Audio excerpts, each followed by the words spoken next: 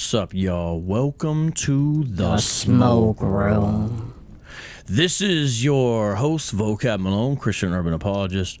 I'm over here in Phoenix, Arizona. I know it's late, it's like 9:20, but you know, it's Saturday. A lot of y'all don't even be going to church anyway. Shame, so whatever.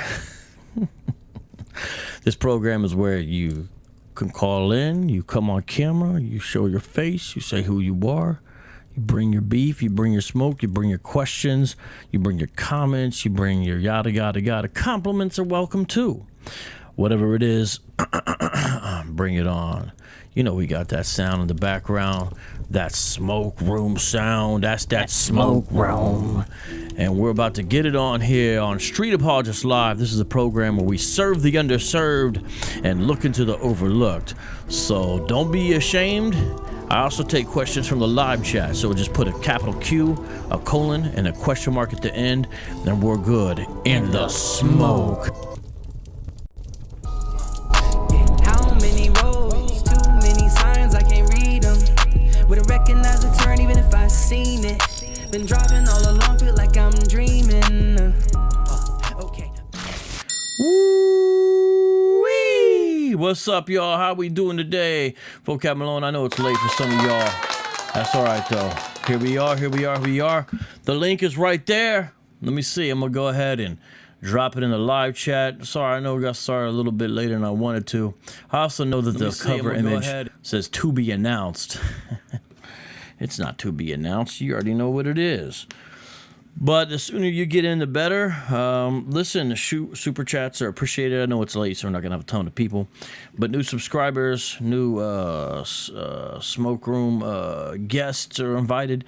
And I see we do got some channel members. What's up, Radar Apologetics? You're a channel member, so shout out to you. And some other ones. So here's the link. Hold on just a second here. I'm gonna pin it to the top here. Link to come in. Boom. Okay, now it's pinned. See, I got a little blank spot there. That's for somebody to jump on in. Okay, everything's set up. I got my Logos Bible joint. I got this, I got that, I got this, I got that. Okay, let's take a look here at the live chat. And let's see. Rick, Soldier of God, says Vocab should take a page out of Capturing Christianity's book and start streaming some video games. Man, I can't take a page from no one's book, man. That's called plagiarism, man. No, I know what you're saying. You know, the thing is, man, I have never been my whole life a legit gamer. Yes, like, you know, a lot of kids in my era, I got into the Nintendo here, the Sega there, the this, the that a little bit. But I was never a legit gamer where, you know, I was up on it and whatever the game was, that's what I was into, and where I was like real good. You know, it just wasn't. And still, even today, it's just not like that. So today, you know, I told my son, hey, let's play video games a little bit today. You know, kids like to do that. But we both kind of got bored pretty quick. He's not a big gamer either, which is funny considering his age. But so I hear you, and I do agree. I need to always be thinking of innovative ways to do new things, to expand in a way that makes sense for what God has given me and all of that. But at the same time, if I was going to do something like that, it'd be like with a group of other people, and it'd be something different or weird, like Vocab tries old school video games, right? And then talk about whatever while I'm playing these old games. Because, yeah, I guess it is what it is, but new games still kind of confuse me. You know, it's funny, my kids play the old games I used to play, and they're like, man, this is hard, right? They don't like it. When I play their games, there's too many controls and options and subtleties and whatever. So I don't know. Let's see here. Benjamin says, you got bored of the new TMNT collection? How dare you, Vocab, shame. Well, two things about that. Yes, that is what we are playing, actually, first of all. That is what we are playing, number one. So good call on that. You know, you get love on that. That is the game we are playing. Then number two is, my son, he didn't really like the games I chose, like the scroll along, you know, like that, and you're battling people, and there's two of you, like the old arcade style ones, and then the multiplayer ones on the NES and stuff like that. And you know, I didn't really like I like those, but he didn't really like those. So he wanted to do all the tournament ones, just the fighting ones. But I don't really like the fighting ones because there's no story. It's just the same repetitive thing. So I was like, all right, let you play for a little bit, right? Because he was getting bored of those. So then he plays for a little bit, but I just was like, I don't really like those. Just play the computer. So, then I got bored during that part. And I was like, okay, that's enough of that. Let's go back to the other. But then he got bored of the other part. So that was the part of the problem, if that makes sense. Okay, Emmanuel, I appreciate it. I don't comment much, but I love watching your uploads and lives. I appreciate that, Emmanuel. Thank you very much. Bully Monkey Baby says, keep preaching the truth, vocab. And Zantac says, you got to just power through the video game confusion. I hear you, but I can only do that if, I really care about it and love it. And I don't necessarily care about it that much, so I can't. Just want to say vocab, Sam and David lost so much weight. Well, I think they might have lost more than me, but I'm doing all right, we're still keeping on that track, and let's also give a shout out to other people like Nate who are doing well in that area. Benjamin says, vocab let his son watch the new TMNT movies, the Michael Bay ones. Vocab needs Jesus. Jonathan says, even though I'm just a regular white guy, hopefully I can get a little love. Well, I mean, so many, there's lots of, it's okay. Warrior Woman says, I was yesterday years old when I realized what? Well, that I'm not a gamer. I don't even know what it is. I'm not, what's she referring to? Cannot believe it is 12 a.m. Yeah, we're out there in the East Coast, right? Come on in, people. Shout out to everybody up in here. And let's see. Gregory Moseo says, sup, brother? I'm surrounded by Hebrew Israelites. Believe I'm called to love them and point them to who King Jesus truly is. And have started softly engaging any book or resource suggestions. Well, you don't necessarily have to give too much away, but it does depend on the context when you say you're surrounded by them. If it's at your job, there's certain ways you approach or look at it because you're having these face-to-face conversations with people that ostensibly you're going to be around for a long time, right? And so you take all that into consideration. But, I mean, not to be corny, the best book is the Bible. But I'll give you resources. But, I mean, it's so important for Christians to get into this, to say, I am going to be ready and prepared to really dig deep into the Scriptures to go where we need to go to get to the bottom of this, And you just got to be ready. And a lot of Christians, they're not interested as going deep as they should. And it's not a matter of intellect. Guys, a lot of times it's really a matter of will. Is this a desire? Do you want to? And if you don't, this is to everybody now, Greg. I don't know your, personal, if you don't, this is where we pray. Lord, give me the desire to want to go deep into your word. And, sometimes even if you don't, sometimes love, if the love of Christ is in us, it should compel us.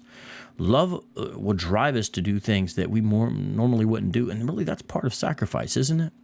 That's part of sacrifice. So you may be like, I'm not the greatest student. I'm not the greatest reader. I'm not the greatest whatever. Hey, if you care about that person you're trying to talk to, you go deep.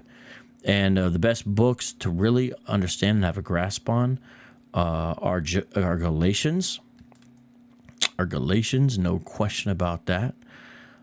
Romans as well. Those are really key books to really understand because of how they deal with justification and who's in and out and things like that.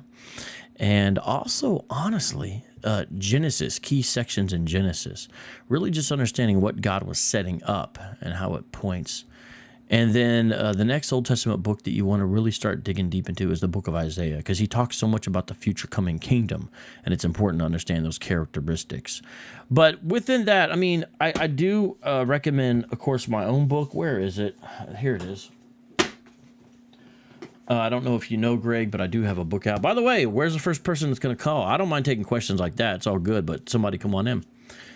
This book, it's a primer. It's a basic thing to get you started. Barack Obama versus the Black Hebrew Israelites. It's available on a lot of major outlets. You know, you can get this. You can get this. I think you'll dig it. It's small, easy to read. And honestly, I would say this, especially the middle chapters. This is my second book I would recommend. Now, there's other books too. The biggest one is, I'm going to say his name wrong, Marius Mitchell. I believe he's a deacon there in Georgia, but I know the book is called Re-Enslaved. Can someone look that up for me, please? Look up the book called Re-Enslaved. It has like a brown wooden type joint with like some shackles, chains coming down. And it deals a lot with biblical text. It's good. And there's some other good books that have elements that are helpful. For example, there's a book called Deceive Within. And that's written by an ex-Hebrew Israelite. And also Jordan Ortiz is a Hebrew Israelite who has a commentary on Galatians. So that's interesting to get that. Even his testimony section, which is small, is helpful. Can't neglect to mention Urban Apologetics book, especially the chapter contributed to Eric Mason. And also you want to get Black Man's Religion by Keener and Usri and Defending African American Faith. So there's some great places to start. Now, none of them are going to deal with everything. For example, their Deuteronomy 28 breakdown, right? The Deuteronomy 28 breakdown that they do, right? This is a book by a Hebrew Israelite that helps you understand their Deuteronomy 28 breakdown. But there's no one singular book to get to really deal with this. There's one book that's called Shipwrecked, I believe. Shipwrecked, and it's by William Bell. And it's pretty good, but it has also some stuff in it because of his eschatology. He's a full preterist, and that's something that we should be on guard about. But you could still get the book and have some helpful stuff in it. There's no book that really deals with this fully, From Babylon to Timbuktu, and this is kind of like their Josephus. It's how they interpret history. So, there's a lot of stuff we got to do on our own, really, in regards to that. But I do believe it's important for you to engage, and I like your question. Ham Sunshine says we should build a church. We could build a church in Minecraft. We wanted to do a thing where Muhammad played in Minecraft, and he builds stuff, and then he blows it up. We had all these kinds of ideas that are pretty wild, I don't know. Let's see what, yes, Warrior Woman, we do got a show coming up tomorrow. We're going to do a review of the table of contents, believe it or not, of Brady's book. Okay, now where's the smoke? Who got it? Yeah, that's a good question. That is a question. Where is it at? Unique Perspective says, one of the Hebrew Israelite cults made a video about me a day ago and associated me with you. I can't tell you how flattered I was to be associated with another man who loves the Lord. Blessings to you. Oh, I know who you are now. Well, I didn't know. I'm just being honest. I didn't know prior to that video, but I saw it because I don't, these guys think I subscribe to all their channels and watch all of them. Usually I subscribe to local people. So local Hebrew Israelites here in Phoenix, I subscribe to them. That makes sense to me. And I subscribe to those in my hometown of Columbus. I subscribe to those. Other than that, it's off and on as far as Hebrew Israelites go. But if they put my name, Vocab Malone, in a video, if they do that, then I will catch it. Usually I'll be able to catch that, usually. Not all the time, but usually. Just a second, brother. I'm going to get you on. I got your face. Let me just finish up this question. You're down for now, but I'll get you. Oh, you were right the way. There you go. Okay. So Unique Perspectives. I didn't know you were before, but I did see that because he put my name in it. And, I could tell he was landblasting you and coming against you and stuff like that. Hey, it's good to meet you. And thanks for coming on and introducing yourself. And who knows, these guys might make a video out of this, of us meeting or something. Who knows? But shout out to you and all of that. And I'm glad you've withstood the onslaught of the Sergeant of Sakari. Okay, we got another gentleman coming in. I'm gonna put you in the green room for now. And okay, I'm turning you up now, Gregory. I think you're a different Gregory who just commented. No, I'm actually the same exact Gregory. Oh. It's been a while since that last picture. That was you. Okay, I was like, hey, that's funny. We got another Gregory, but it's the same Gregory. All right, well, hey, what's up? How you doing? Good to meet you, man. I'm blessed and highly favored. How about you, brother? That's good to hear, man. I'm doing all right. I'm glad you got a heart for these guys. You don't have to, reveal too much, but whatever you can say is always helpful. Is it your job, or is you're a pedestrian on the street, and what's going on here? A little bit of, funnily enough, the last 3 jobs. That kind of makes me sound bad. Nah, don't worry. It just means you're getting experience. Hey, you're freezing up, but if you unfreeze, then I'll see you again. You are frozen. Let me, Gregory, can you call back? And don't worry, I don't care about how many jobs you had. It just means you're experienced. Okay, Gregory, please call back. Okay, well, there you go. All right, hopefully you are not frozen any longer. What's up, Gregory? Welcome back to the show. It's the man who has had 3 jobs. We're just messing around with you, brother, man. I don't see your face anymore, but I do hear you. What's up? Well, actually, I don't hear you. I'm saying I see you're on the line. What's going on, Gregory? All right, well, I'll wait for you to come back on and do your thing. All right, let's see. Well, man, what is going on with Gregory? All right, Aaron, let's bring you on for until Gregory comes back, though, because I got to make sure, he was here first. But, well, okay, there Gregory is. Just give me a second here, Aaron, because Gregory is back, okay? So let me put you back in the green room. Okay, what's up, man? How's it going, bro? How's it going? Sorry about that, brother. That's not all right. Quite sure. That's all right. But yeah, so I used to work with some gentlemen from GMS, and they were much more aggressive, if you will. Yeah, that's really surprising to me, though. You know why? Because someone from GMS had a job. It was a group of them, and man, they wore their homemade necklaces with all the different gemstones on it and everything, and they were interesting. Talk about, every one of the things that they harped on was that Solomon saying that there's nothing new under the sun meant that reincarnation is a thing. They were pushing that. That was very interesting, but they were very combative in the sense of they could not accept that anybody outside of their group could be able to add any form of value. But these gentlemen that I'm dealing with now, not a clue which group they'd be a part of. There was this interaction in our break room when I first got hired, and they were they asked me how I'm liking the job, and I was like, man, I feel blessed. I feel like the Lord is putting me in a good spot. And they're like, and he's just like, all praise to the Most High, all praise to the Most High. And I started catching that vibe. And let me tell you the rule. Okay, just hold on. It's the rule of 4. It's the rule of 4. Me and a buddy came up with it, partially in jest. A guy has 4 shots to use the phrase "the Most High" in a conversation before you suspect you're dealing with a Hebrew Israelite. The first time, hey man, that could just be whatever. No harm, no foul. The second time, you say, I know that one, okay. The third time, you're ready for the next one. And by the time you get the fourth one, it's, brother, are you a Hebrew Israelite? So the rule of 4, bro, by the time they get to 4, it's 90% sure, man. I got there. And I was definitely sure of it, and I was, and this had been already about the third group of gentlemen that I've been, interacting with, and so I and watching your videos, I kind of got that vibe, and so I went up to him, and they all sit together in their cubicles, and I went up to them, and I was like, hey man, so what camp are you a part of?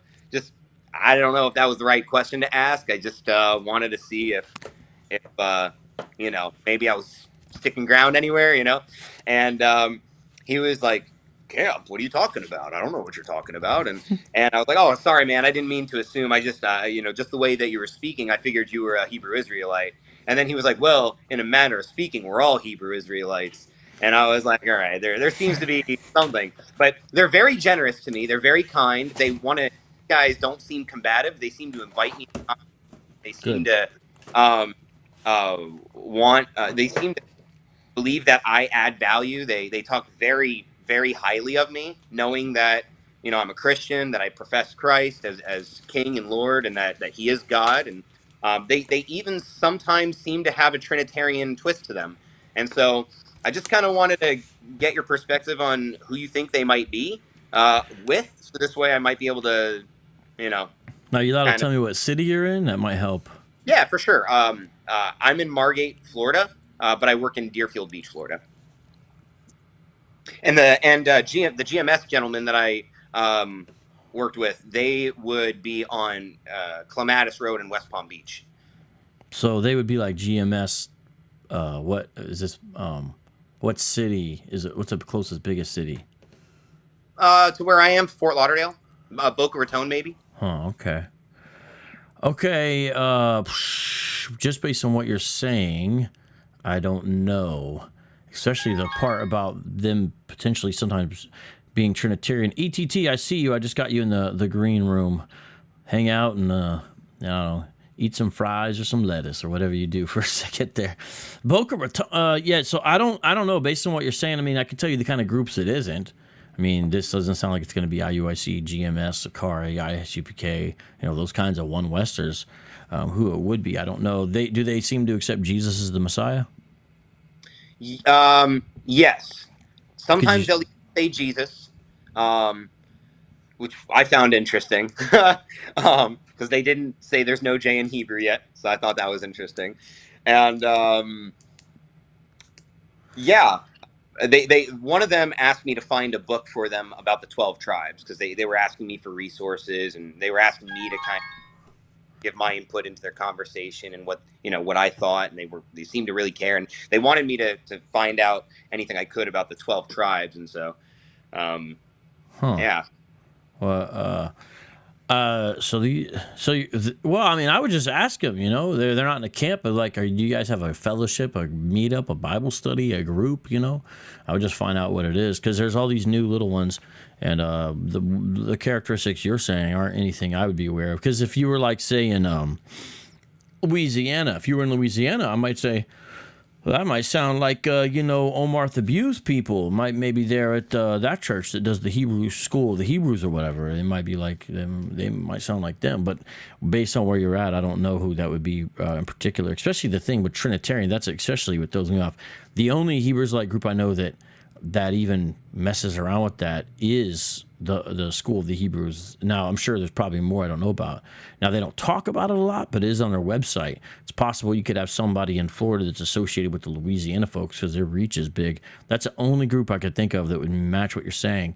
But I would just ask them, who they are and what they are. But the closest I would think of is Omar Thabew's people that are in Louisiana. And they usually the ones I met are usually pretty cool. They're not too like, it could be Israel of God, maybe Israel of God, but I don't know. Israel of God, based on what you're saying, I would doubt it's Israel, especially the Trinitarian thing. If you're saying that ain't happening with Israel of God, but just time to ask questions, man. I'm glad that you're aware. I'm glad they're around you, but you really just need to ask questions.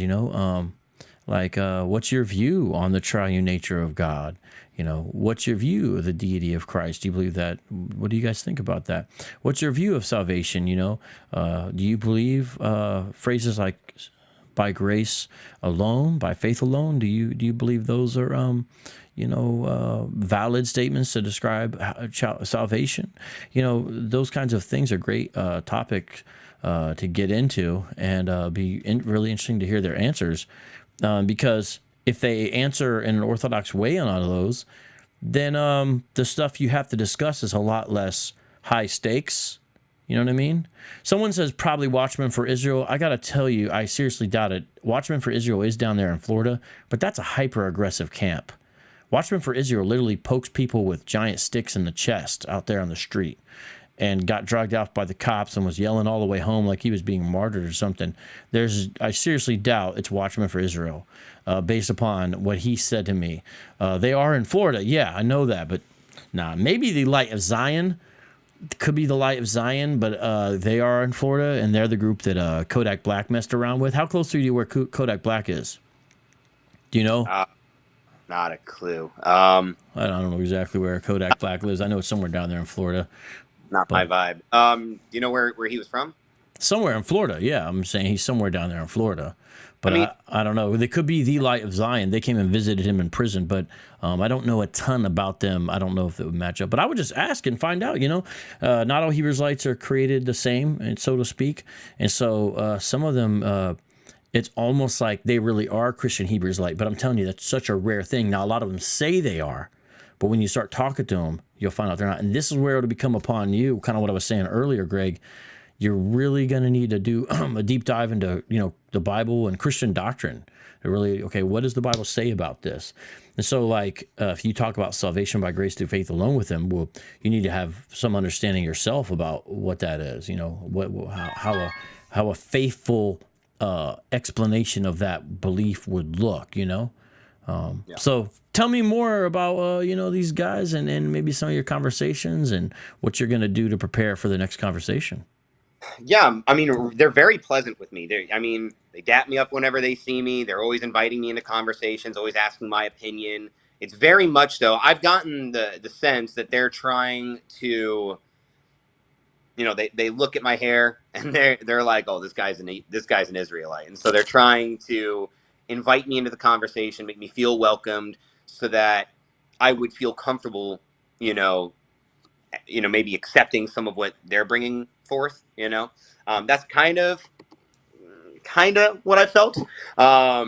But mostly they've just been pleasant and backing up anything I say, because I work in a sales room, and so there's a lot of loud banter, everybody going off on their own topics. And there's this one guy who's always going on some new age stuff. So him and I always have some fun, respectful back and forths. And then, these gentlemen will always, kind of have my back. And, so there's not been a lot of disagreement between us, which I found interesting.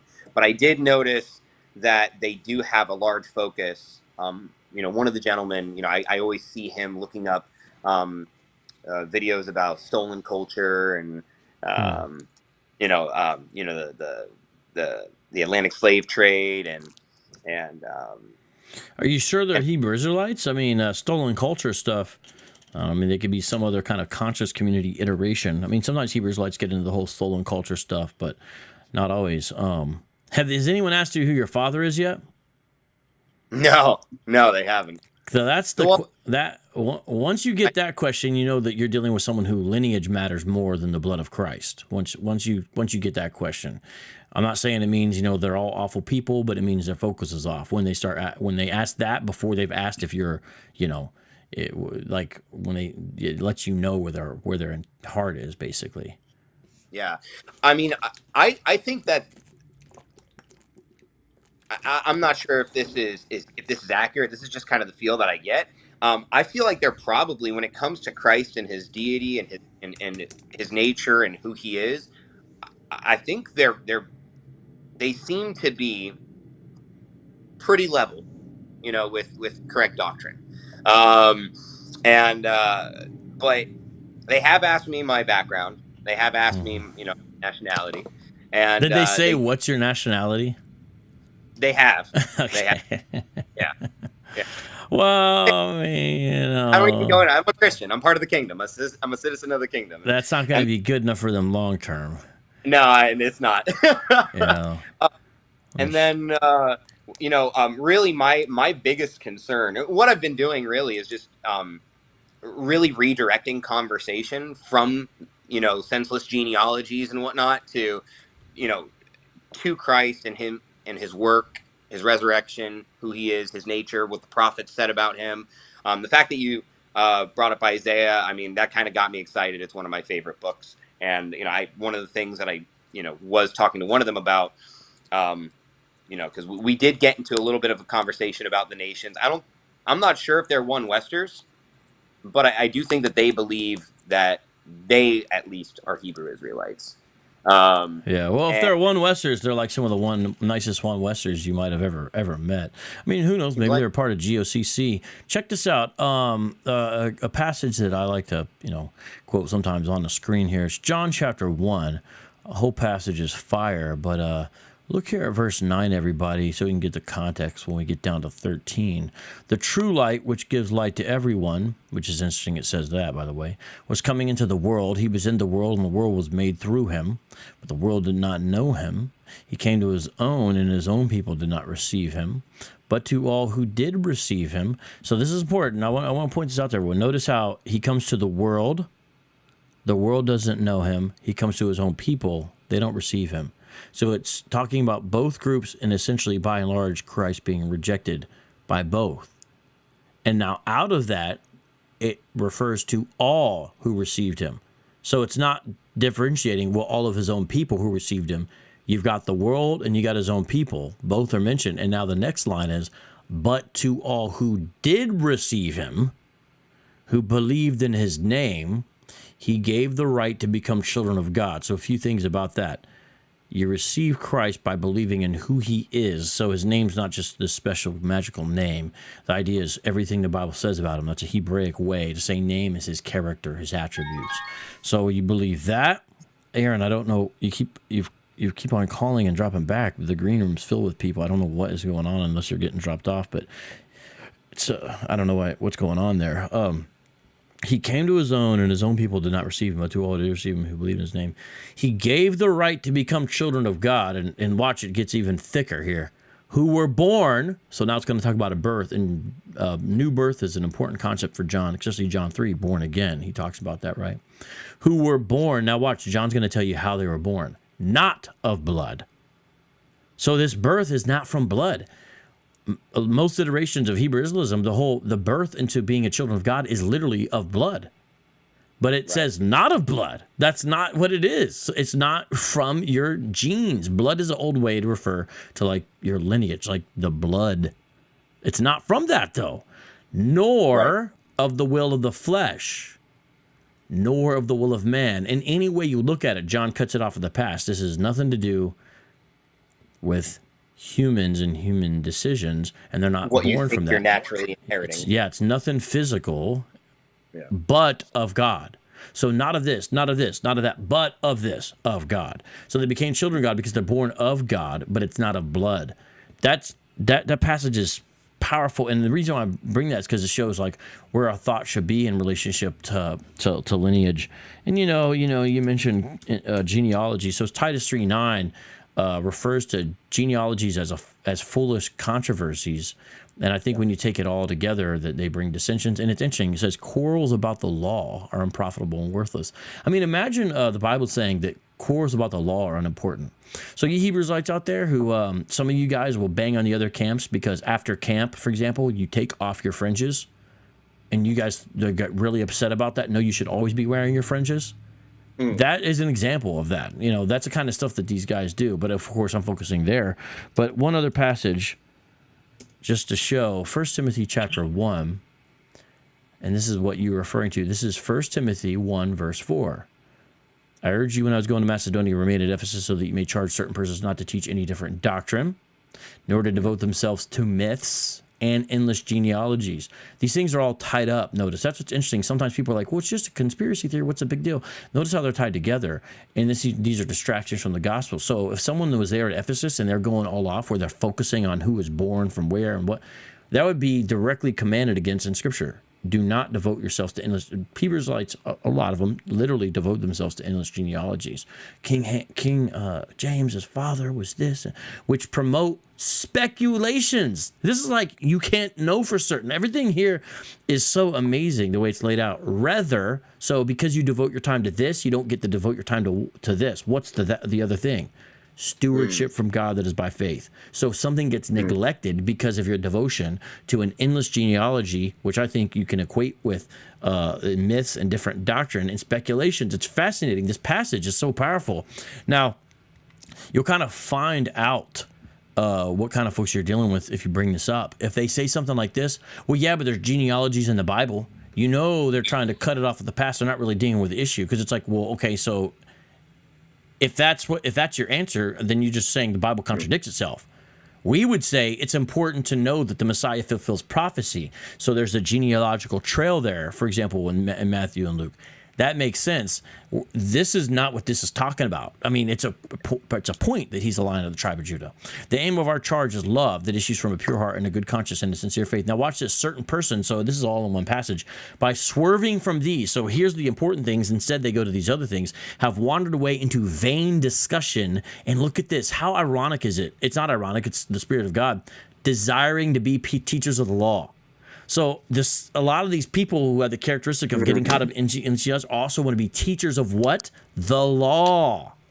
Without understanding either what they are saying, so they're saying these things, but they don't even understand, or Paul's just really laying it on here, the things about which they make confident assertions.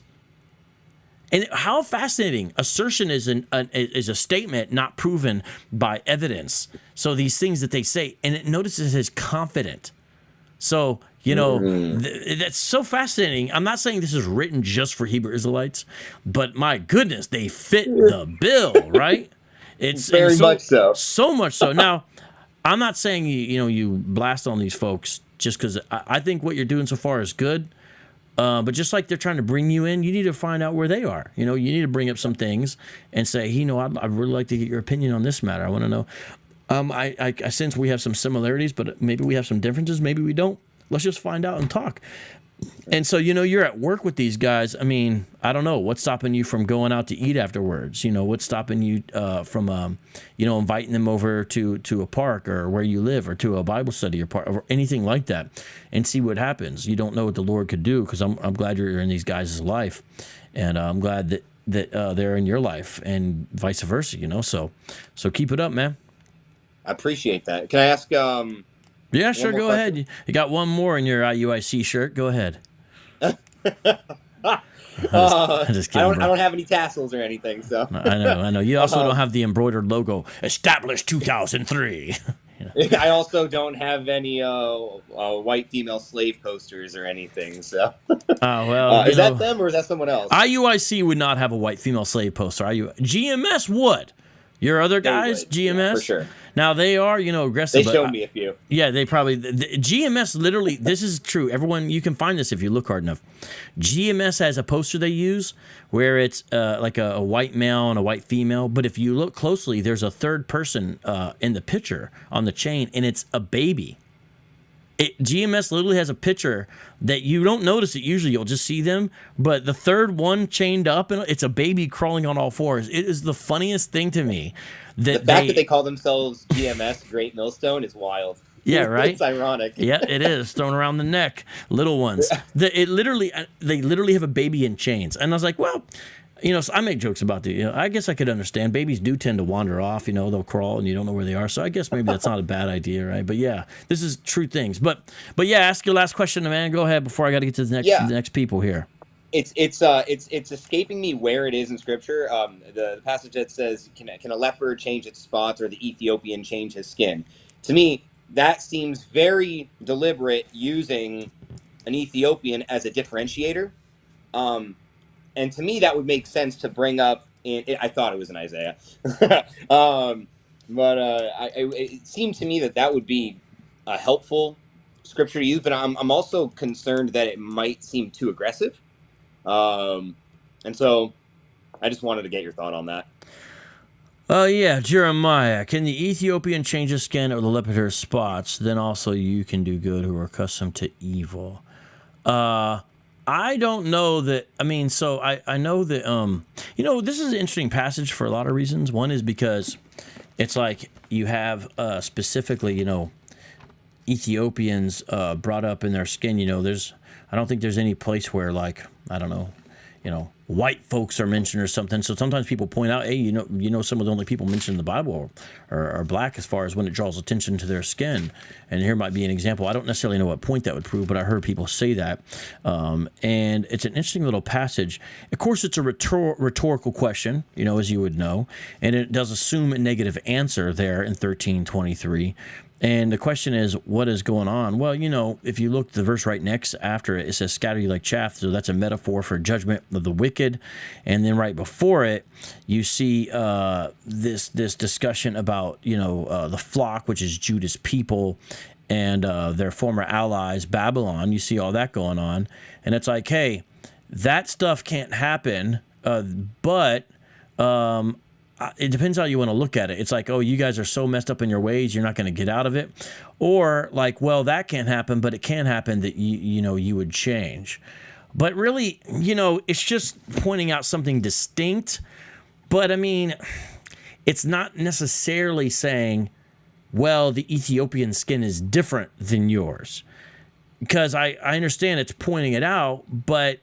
And then the other thing, you know, leopard spots, that's just a marker of the leopard spots, right? Just like the marker of the Ethiopian might be their dark skin. Now, I do think it would lean towards the fact that, well, the Israelites, as a general rule, don't have the same kind of skin, because it makes sense. It's like, you know, to kind of look at it, but it's not explicit enough to me in the text that I would use it in that way. I mean, you could try it and see what you think, but to me, it's not a very certain thing to say, well, then therefore Israelite skin was different for a few reasons. You know, it's just the Israelites themselves would be dark compared, I guess, what you might say European standards.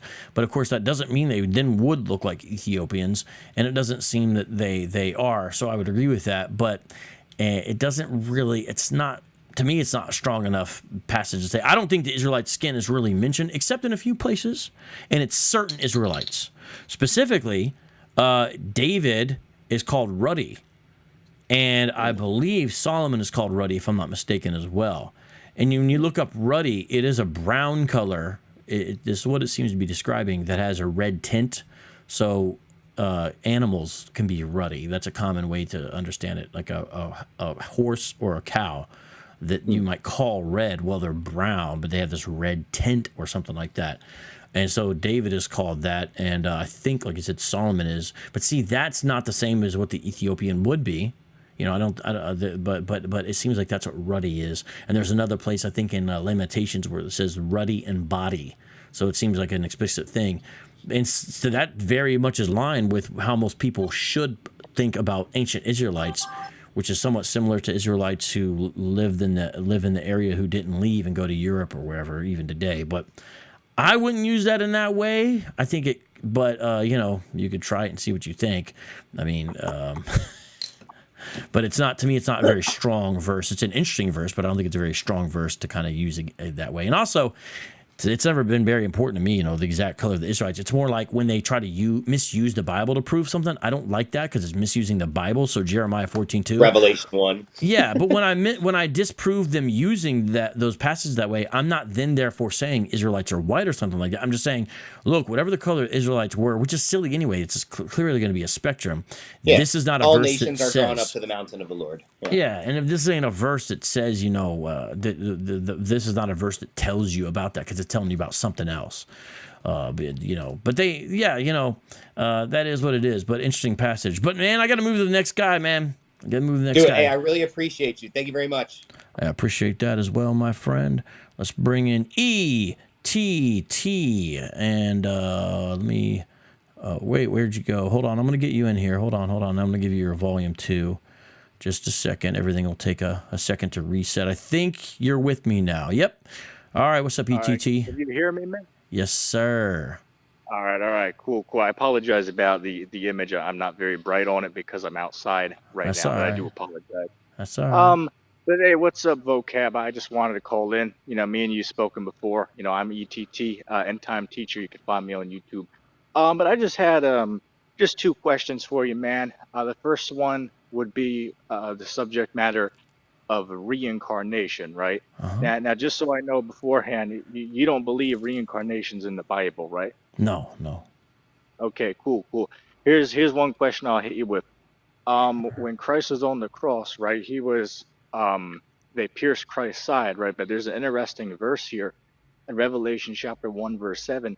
It says, "Behold, he comes with clouds, and every eye shall see him, even they who pierced him." Right? So it looks like here that those who pierced Christ's side when he was on the cross 2,000 years ago, they're going to see him when he returns, right? So I'm just interested from your perspective, if those men are not back alive today in reincarnation, how are those men going to witness Christ's return for themselves?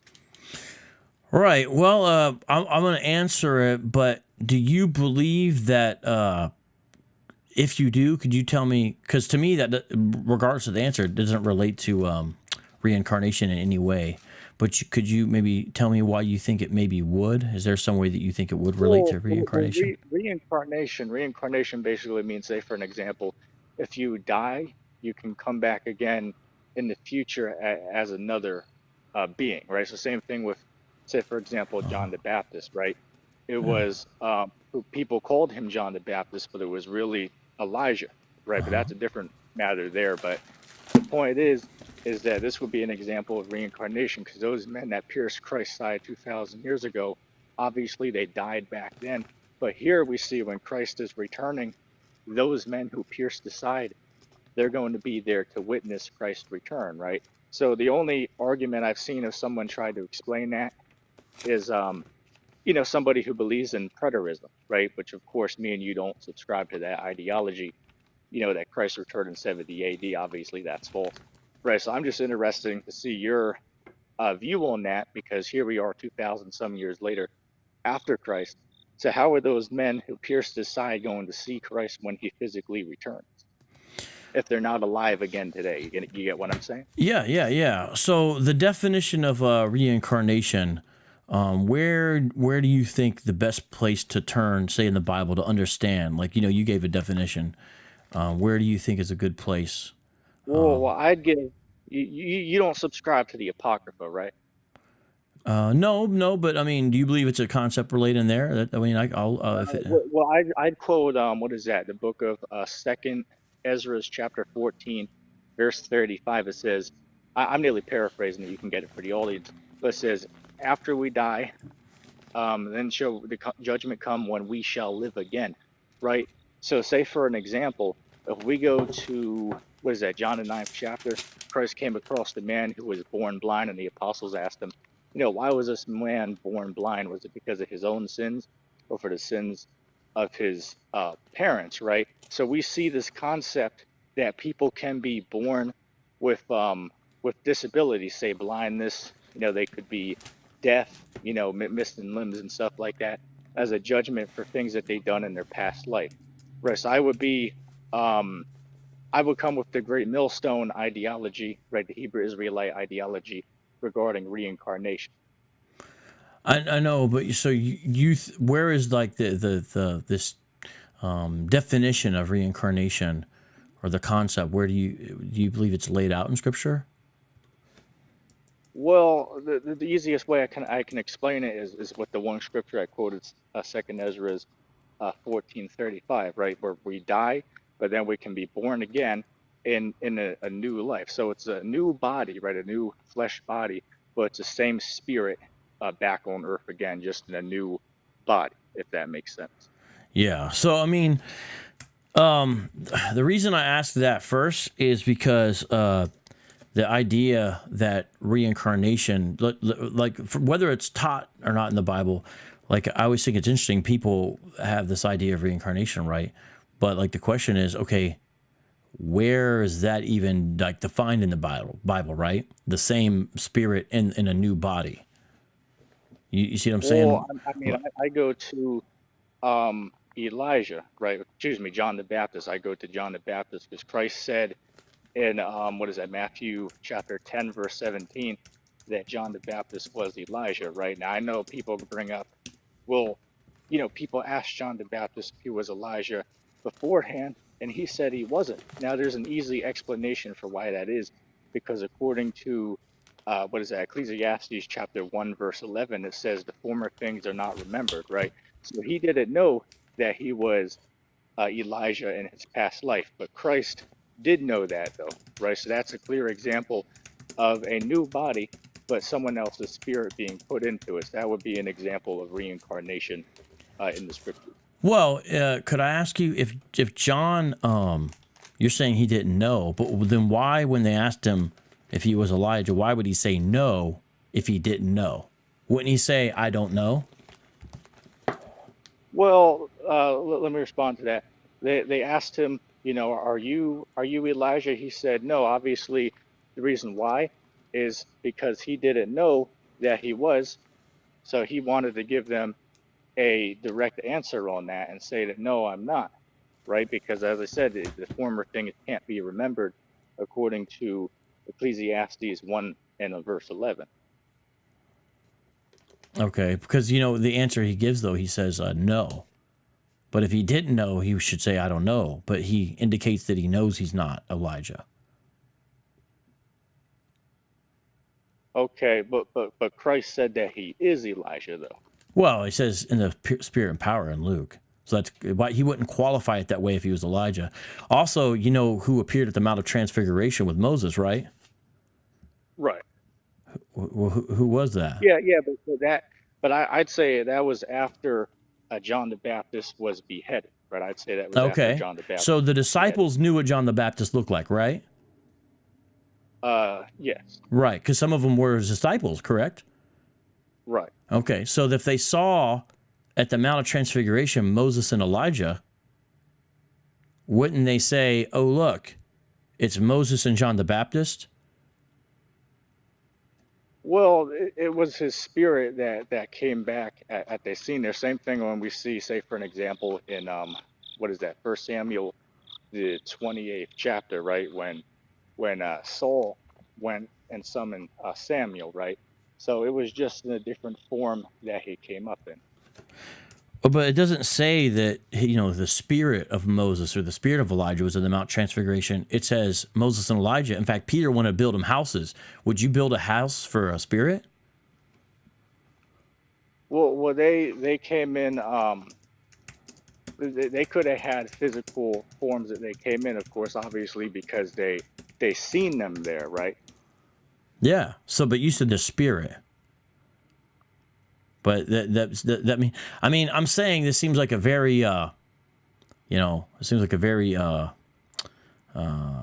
it's not John the Baptist. It was Elijah there, but they just saw John the Baptist. And also, it's a strange thing where you got, here's John the Baptist and then here's Elijah. It just seems like you would have John the Baptist appear again or something like that. And that'd be a perfect time to explain this. Well, it was, say for an example, right? How me and you, we have names that people call us in real life, right? So when John the Baptist was there, people called him John the Baptist, right? That's what people knew him as, but it was really the spirit of Elijah that was housed within that earthly body. But the common men who lived around him and interacted with him, they named him, right, and called him John the Baptist, right? So that's why people would recognize him as John the Baptist. But that doesn't mean that he was not Elijah, though. Well, he said he wasn't Elijah, though. Right, but Christ said that he was, though, right? Okay. And was that Matthew 17, verse 10, Christ said that this is Elijah. He didn't say that he's coming in the likeness of him. He said that this is him. So if Jesus says in the power and spirit of Elijah, how is that the same thing as being Elijah? Well, say for an example, right? The scriptures speak about what is that? I want to say Amos 3 and 7, right? The spirits of the prophets are subject unto the prophets, right? So it doesn't negate the fact that he was the same spirit, just in a new body. I can tell you what you see what I'm Christ saying? literally said that he is. I know. So here's the thing. Number one, he says he wasn't. So I feel like Christians should take John's word that he knew he wasn't Elijah reincarnated versus an outsider who's telling us that he is, right? Not only that, but Jesus says, in Luke 1, this isn't Jesus in this part right here, but you have this being spoken about John the Baptist. Luke 1, I got up on the screen, 1:17, and he shall go before him in the spirit and power of Elijah. Right? That's Gabriel speaking that part right there. Right? So what did you say? And he will be Elijah? Because like Elisha had the power and spirit of Elijah. In fact, he had a double portion, didn't he? But he wasn't Elijah, was he? Right. I understand that. I understand that. But say for an example, would you take John the Baptist's words, or would you take Christ's words above him? Well, they're not in contradiction, though. So like Okay, I wouldn't agree with the assumption behind your question is that they're saying two different things. They're not saying two different things. Now again, the way I explained your initial question in response to me about why he didn't know, I explained that's because you don't have former remembrance of the past life. Say for an example, if someone asked me about my past life, I'll say, hell, I don't know. I don't know any of that. You know what I'm saying? Well, so then how do you know you had a past life if you can't remember it? How do I know? Because the scriptures speak about that we come back into the body again.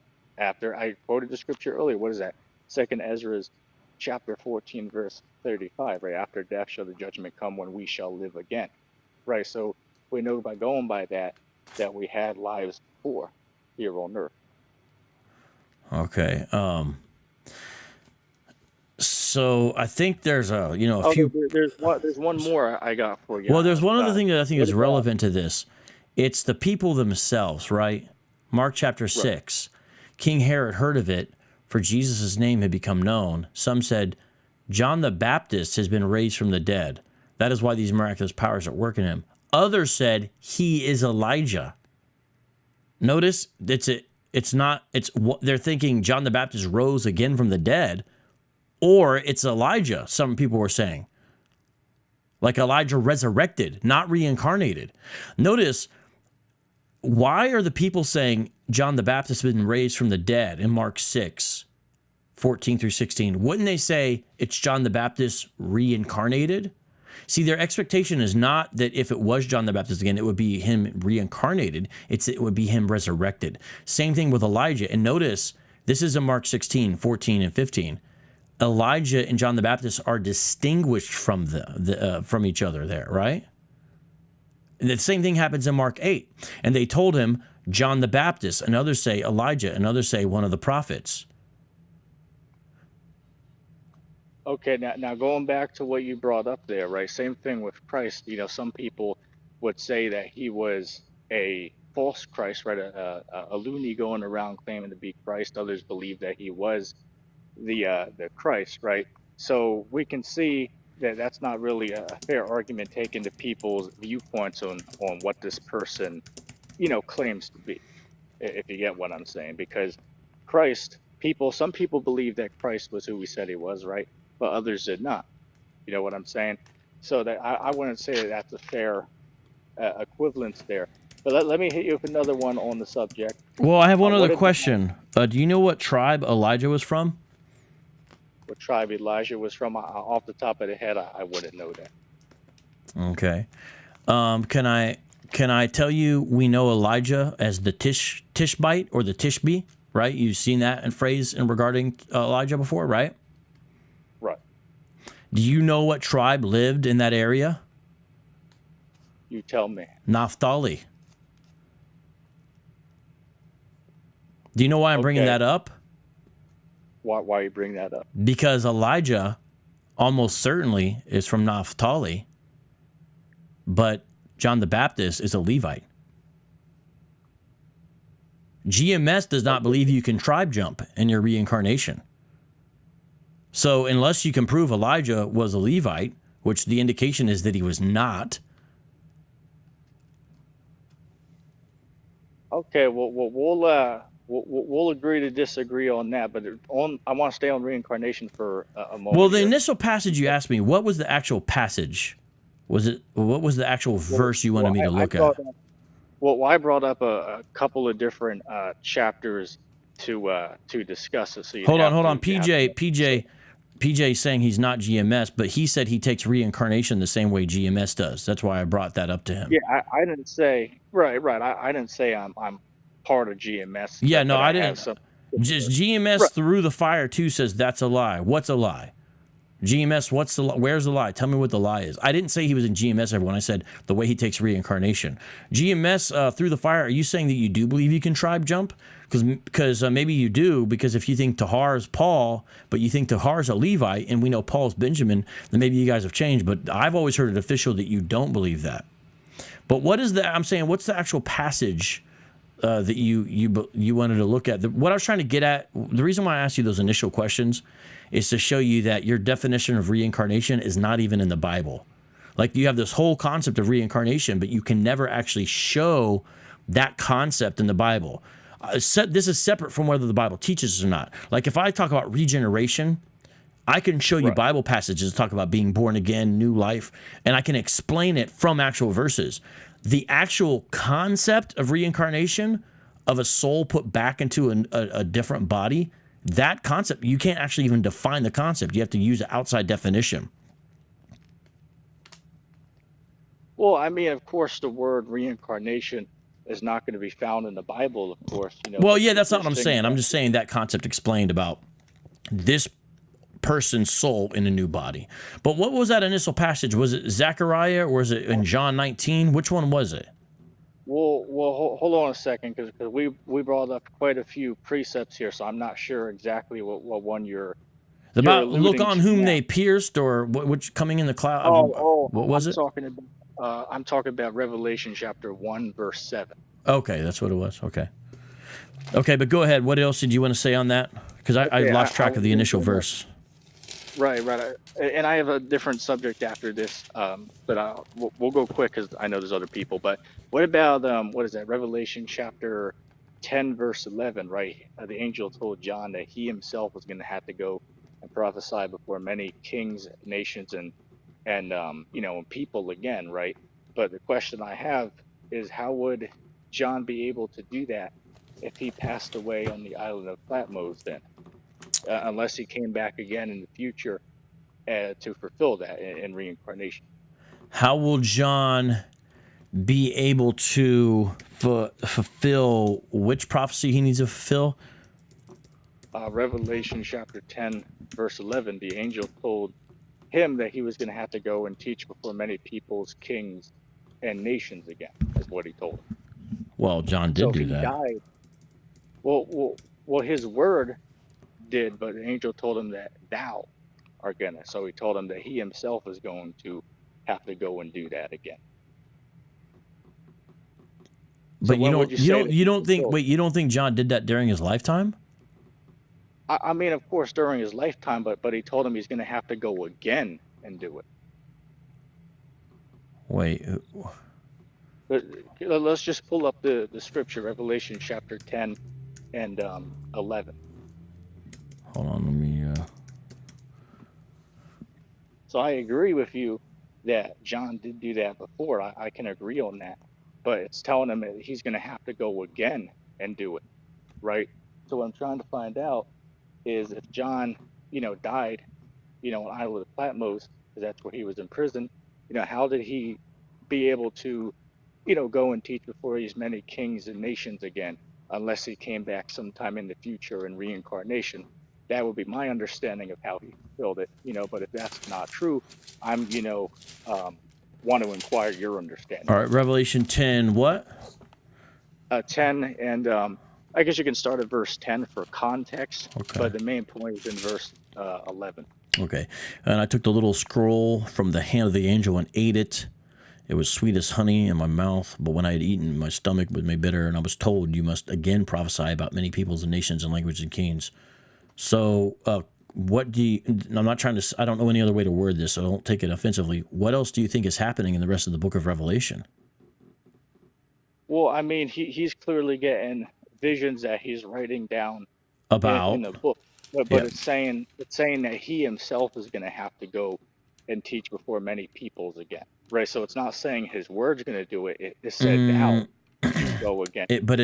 Well, so I don't know if you have a different translation, but it says, I was told you must again prophesy about many peoples and nations and languages and kings. And What version you read out of? that's the ESV. I'll look it up in the KJV in a second, but I'm going to check the Greek. But check this out. That's a different. But here's the thing, ETT, right after it says, I was told, so John speaking, you, so there, this is being said to John, must again prophesy. Well, when did he prophesy the first time in this book? It was in the beginning part of the book. And now he's eating the scroll because he's going to do it again. So when was the first time? It wasn't when he was out. It's not talking about when he was out running around necessarily. It's talking about what he's doing right here in this book. Because hasn't he already prophesied about many peoples, nations, and languages and kings right here in this book? Yes, he has. So now he's going to do it again because it's related to the scroll. So it's not like eat the scroll now, and after you're done writing this book and you're reincarnated, then later on you're going to do it. It's eat the scroll, now continue on with the prophecy. But I'm going to look in the KJV, Okay. but in no way does that imply he needs to be reincarnated to do it again. Well, I mean, the reason why I'd say it does is because as he was writing this, right, he was on prison in the island of Patmos, right? So he shortly after died there, right? So it would seem like if he's going to go and teach before nations and kings, It doesn't say that and though. people, But I'm saying, and the King James says it though, all right, let's that see. he is going to have to go and do it. Let's see what Yeah, it the angel says. told him that thou thou, right? He was speaking to himself, so it wasn't And saying his word. no. I see. You're trying to. So it's the word before. And he said unto me, Thou must prophesy again before many peoples and nations and tongues and kings. So now let's go into the Greek, because so the ESV has about, and the KJV has before. So it's the same preposition in the Greek, right? It's the same thing in the Greek. It's not a different one, but they're translating the same preposition in a different way. And so here we are at the end of Revelation 10. I can bring it up on the screen if you guys would want me to. And it's the Greek word pollen. And, okay, well, wait, that's again, sorry. I need to get about, not before. I don't know why I just did that. Yeah, epi. Okay, like I said, it's a preposition because pollen's not a preposition. So here we are. The word translated about in the ESV is epi, and the word translated before in the KJV is the same word. This preposition is epi. And here is what it says. Let's look it up in the lexicon here.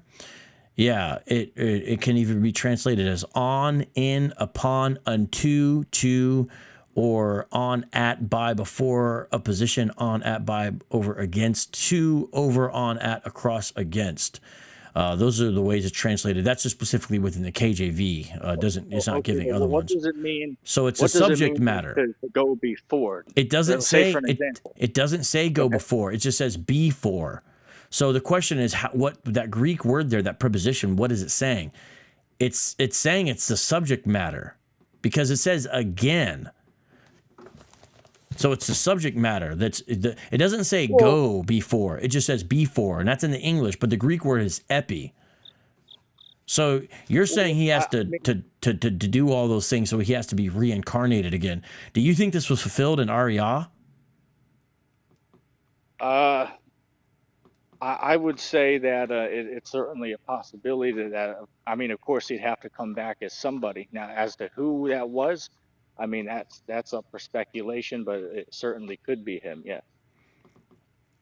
I mean, but again, Ariah didn't, I mean, did he prophesy to kings? Well, today we have, in the modern world, we have, presidents and men like that who are, high above these nations in seats of power, right? So they don't necessarily call them. No, I know, I understand that. But Ariah never went to them. Ronald Reagan. He never met Ronald Reagan and prophesied to him, right?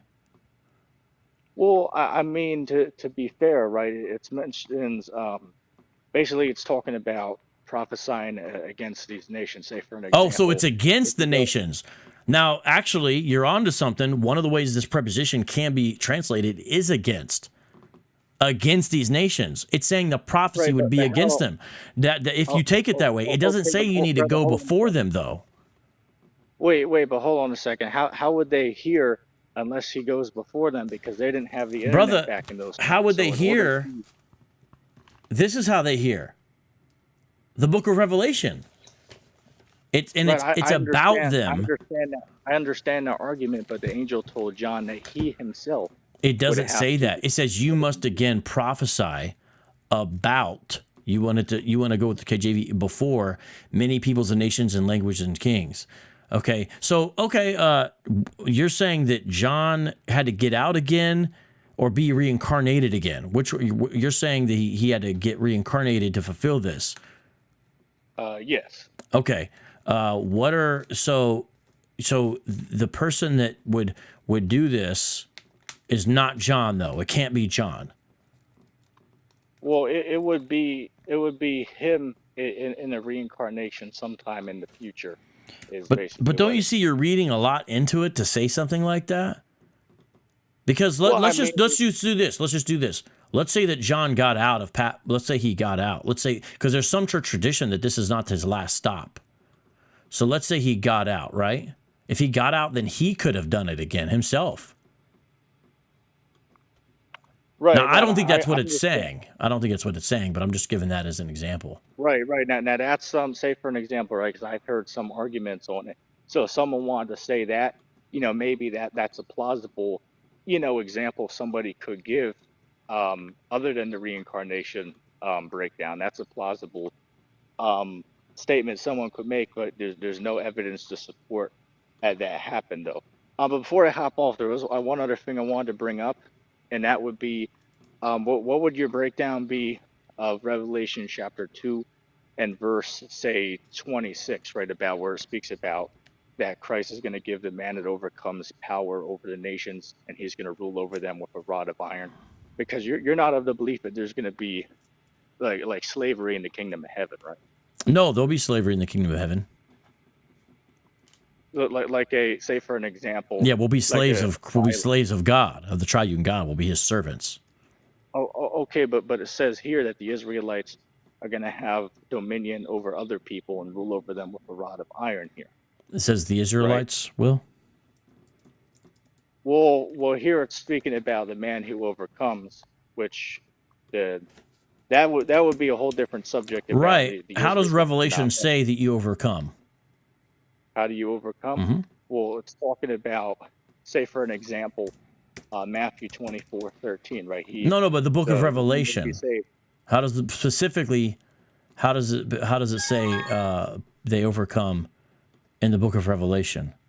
Well, it's talking about overcoming is receiving salvation when Christ returns. Right. That's how So the Bible says in Revelation they overcome by the blood of the Lamb, right? right. I'm not But disagreeing. well, no. But here's the reason I bring that up, because you're talking about them overcoming and all this. They're not overcoming because the blood of Abraham or the blood of Jacob. It's because of the blood of the Lamb. So their victory is not tied in with their ethnic identity, is my point. Their victory is tied in with Okay, but Jesus. that's not So what- that's not he what is the we're one who talking has about. servants, and those include Israelites. They will also be his servants. And let me show you one other passage about John saying how you overcome. Wait, 1 John 5:5. Hold on a second. No, let me read There's this. a Let me read problem this. there. 1 John You didn't- 5:5 yeah. says, "Who is it that overcomes the world except the one who believes that Jesus is the Son of God?" That's how you overcome. GMS doesn't even believe, and I would doubt you do too if you follow them in their beliefs, that Jesus is the Son of God in an unqualified sense. They'll say, yeah, all black men are God. But the Bible doesn't mean it that way, because there's a word that John uses in John 1, which is monogenes. It means one of a kind or unique. He's the Son of God in a unique, distinct way. And so that's how you overcome. So the way you overcome has nothing to do with your lineage. And the servants are in heaven, but they're servants of God. That's why we throw our crowns at his feet. Okay, now the only reason I went to that verse was not to argue about who's going there. That's not what I went for. The question I brought with that is it says that they're going to rule over them with a rod of iron. So it looks like there's going to be violence that's involved in this, right? So like GMS, how they teach you're going to rule over the other nations. It looks like if we see that here, Christ says, hey, look, to him that overcomes, I'm going to give him power over the nations, and he's going to rule over them with a rod of iron, right? So it looks like they're going to have dominion over the other nations of the earth. That's the question. Well, I'm it's coming so with. Revelation Because you guys 2. don't Are you talking do about Revelation 2:27? It's to the church at Thyatira, right? Right. Okay. The church of Thyatira, you have no way to prove, it's a presupposition you might hold to, that those are only Israelites there. Those are just Christians. Okay, now hold on a second. I didn't bring this up to debate about who the Israelites are or is not. The only reason I'm No, bringing but you this said up the is Israelites because- will rule. But I'm pointing out it doesn't say the Israelites will rule. You said that. You did say the Bible says the Israelites rule, and then you went to Revelation 2, but it doesn't say that, right? Okay. But the main point I'm bringing this up is because you guys don't believe that whoever's in the kingdom of heaven, right? You don't believe that they're going to violently rule over other people, right? You don't subscribe to that ideology. No, right? I mean, Jesus says the opposite. Says if you want to be the greatest, you have to be the servant. The Okay, first I servant. If you want to understand be, that, but all I'm asking- you have to be the slave of all. Jesus says this in Mark. So it's the Okay, opposite. but all I'm asking you, Vocab, all I'm asking you is what does it mean when it says that he's going to rule over them with a rod of iron? Because it looks like violence. The when I read victory, that, here's what it it's means. either- The victory that Christ got through his blood, which this is why I brought up the overcome thing. I mean, you said overcome first, but the reason I went there is because the victory is achieved by the blood of the Lamb and the word of their testimony. So the victory that they have is directly tied to Christ's sacrifice, which I remind everyone was his death. So the victory is achieved by the Lamb's death. That victory will be shared by his people, by his saints. Specifically, it's written here to the church in Thyatira. That's all it's saying. Now, I know that let's just say that the Bible was saying here that they're gonna to have authority over the nations, and there's gonna be in the kingdom nations, whole groups of people, right, who are not regenerate. They get to be in the kingdom, but they're not born again. But Jesus said in John 3, to see the kingdom of God, you must be born again. You guys have people in the kingdom of God who are not born again. So it's all messed up there. But let's just put that aside for a second. And you're going to have them being ruled over. That still doesn't equal slavery. You could rule over someone. I'm not agreeing with the presupposition. You could rule over someone or have dominion or be in charge of them without like some hard bondage or slavery. So the GMS types that you seem to be agreeing with, they read a whole bunch of concepts in there. But wait a second though. What about when we see in Psalms? What is that? Psalms, I want to say 148, 149. Well, now we're going somewhere else, but no. But hold on. But it's on the same subject. That they're going to bind their kings with chains and their nobles with feathers of iron, right? So it looks like here that there's going to be some type of violence involved in this from these scriptures. I don't see how we can read. Hold on, brother. Let me finish. No. You've been on for a super long time, and I have two people behind you. I'll jump off. Just give me one more minute to finish my statement. No. It's been long enough. So you're going to yet another place, and you said you had one more a while ago. I appreciate it. I let you on every time, but these other guys are waiting. It's enough. Right, Here's what I'm saying, though. No. Okay, I'm just gonna go ahead and I'm saying that's the end because you're bringing up yet another conversation. So check this out.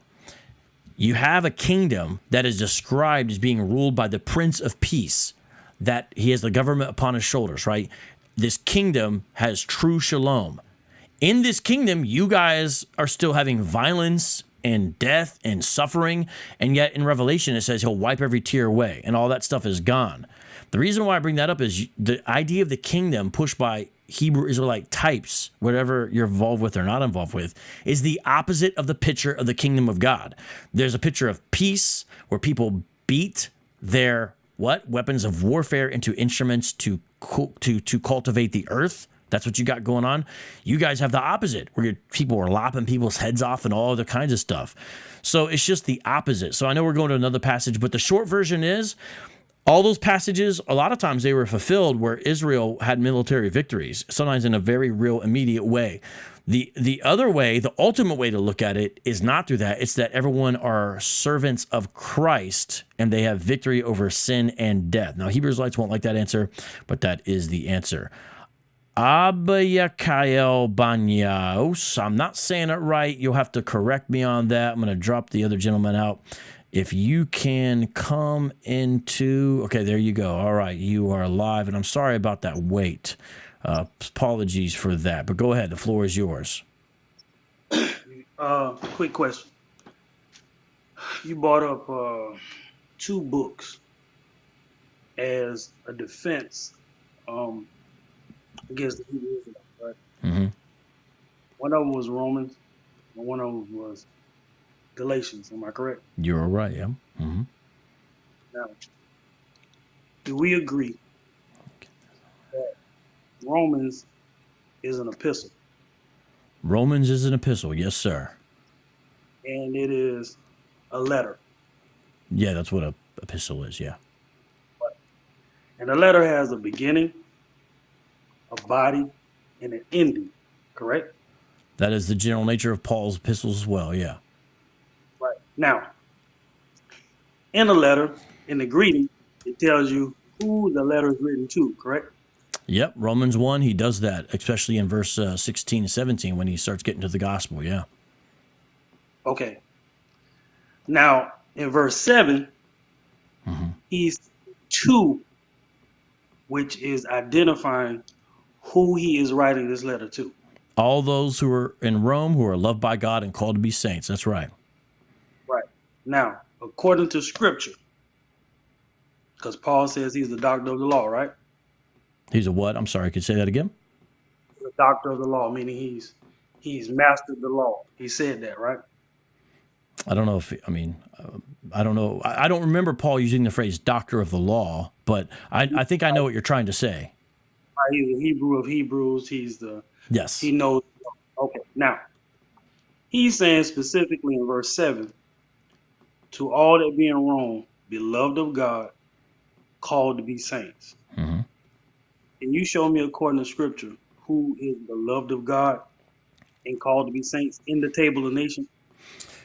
Yeah, let's stick with Romans before we go to Genesis 10. For I am not ashamed of the gospel, for it is the power of God for salvation to everyone who believes, to the Jew first and also to the Greek. For in it the righteousness of God is revealed from faith to faith. As is written, the righteousness shall live by faith. But we don't want to stop there, because he also says he's under obligation, right? What does he say? He says he's under obligation. That's right before that. Look at this right here. I do not want you to be unaware, brothers, that I have often intended to come to you, but thus far have been prevented, in order that I may reap some harvest among you, as well as among the rest of the Gentiles. I am under obligation both to Greeks and to barbarians, both to the wise and to the foolish, for I am eager to preach the gospel to you also in Rome. So we can see right there, the answer is right there in the same place, because you went to verse 7, which I'm glad. Just a few verses later, he says, Gentiles, Greeks, barbarians. None of those are ways to describe Israelites, especially the barbarian term. I've never seen Hebrews like prove that barbarian refers to an Israelite. I've never seen that. But Barbarian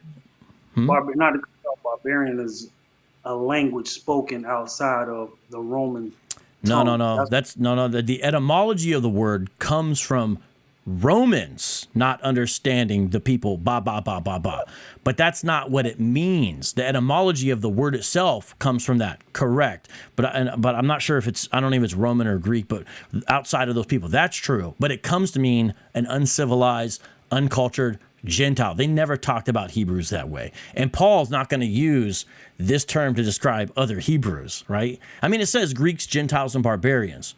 So the answer to your question is right there in the text. Wait a minute.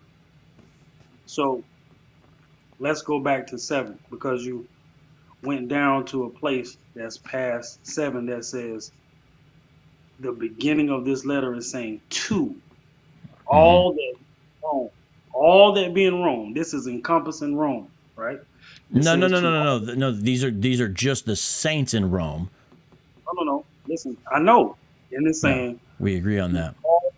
Right, to all that be in Rome, right? Mm-hmm. Loved of God, called to be saints.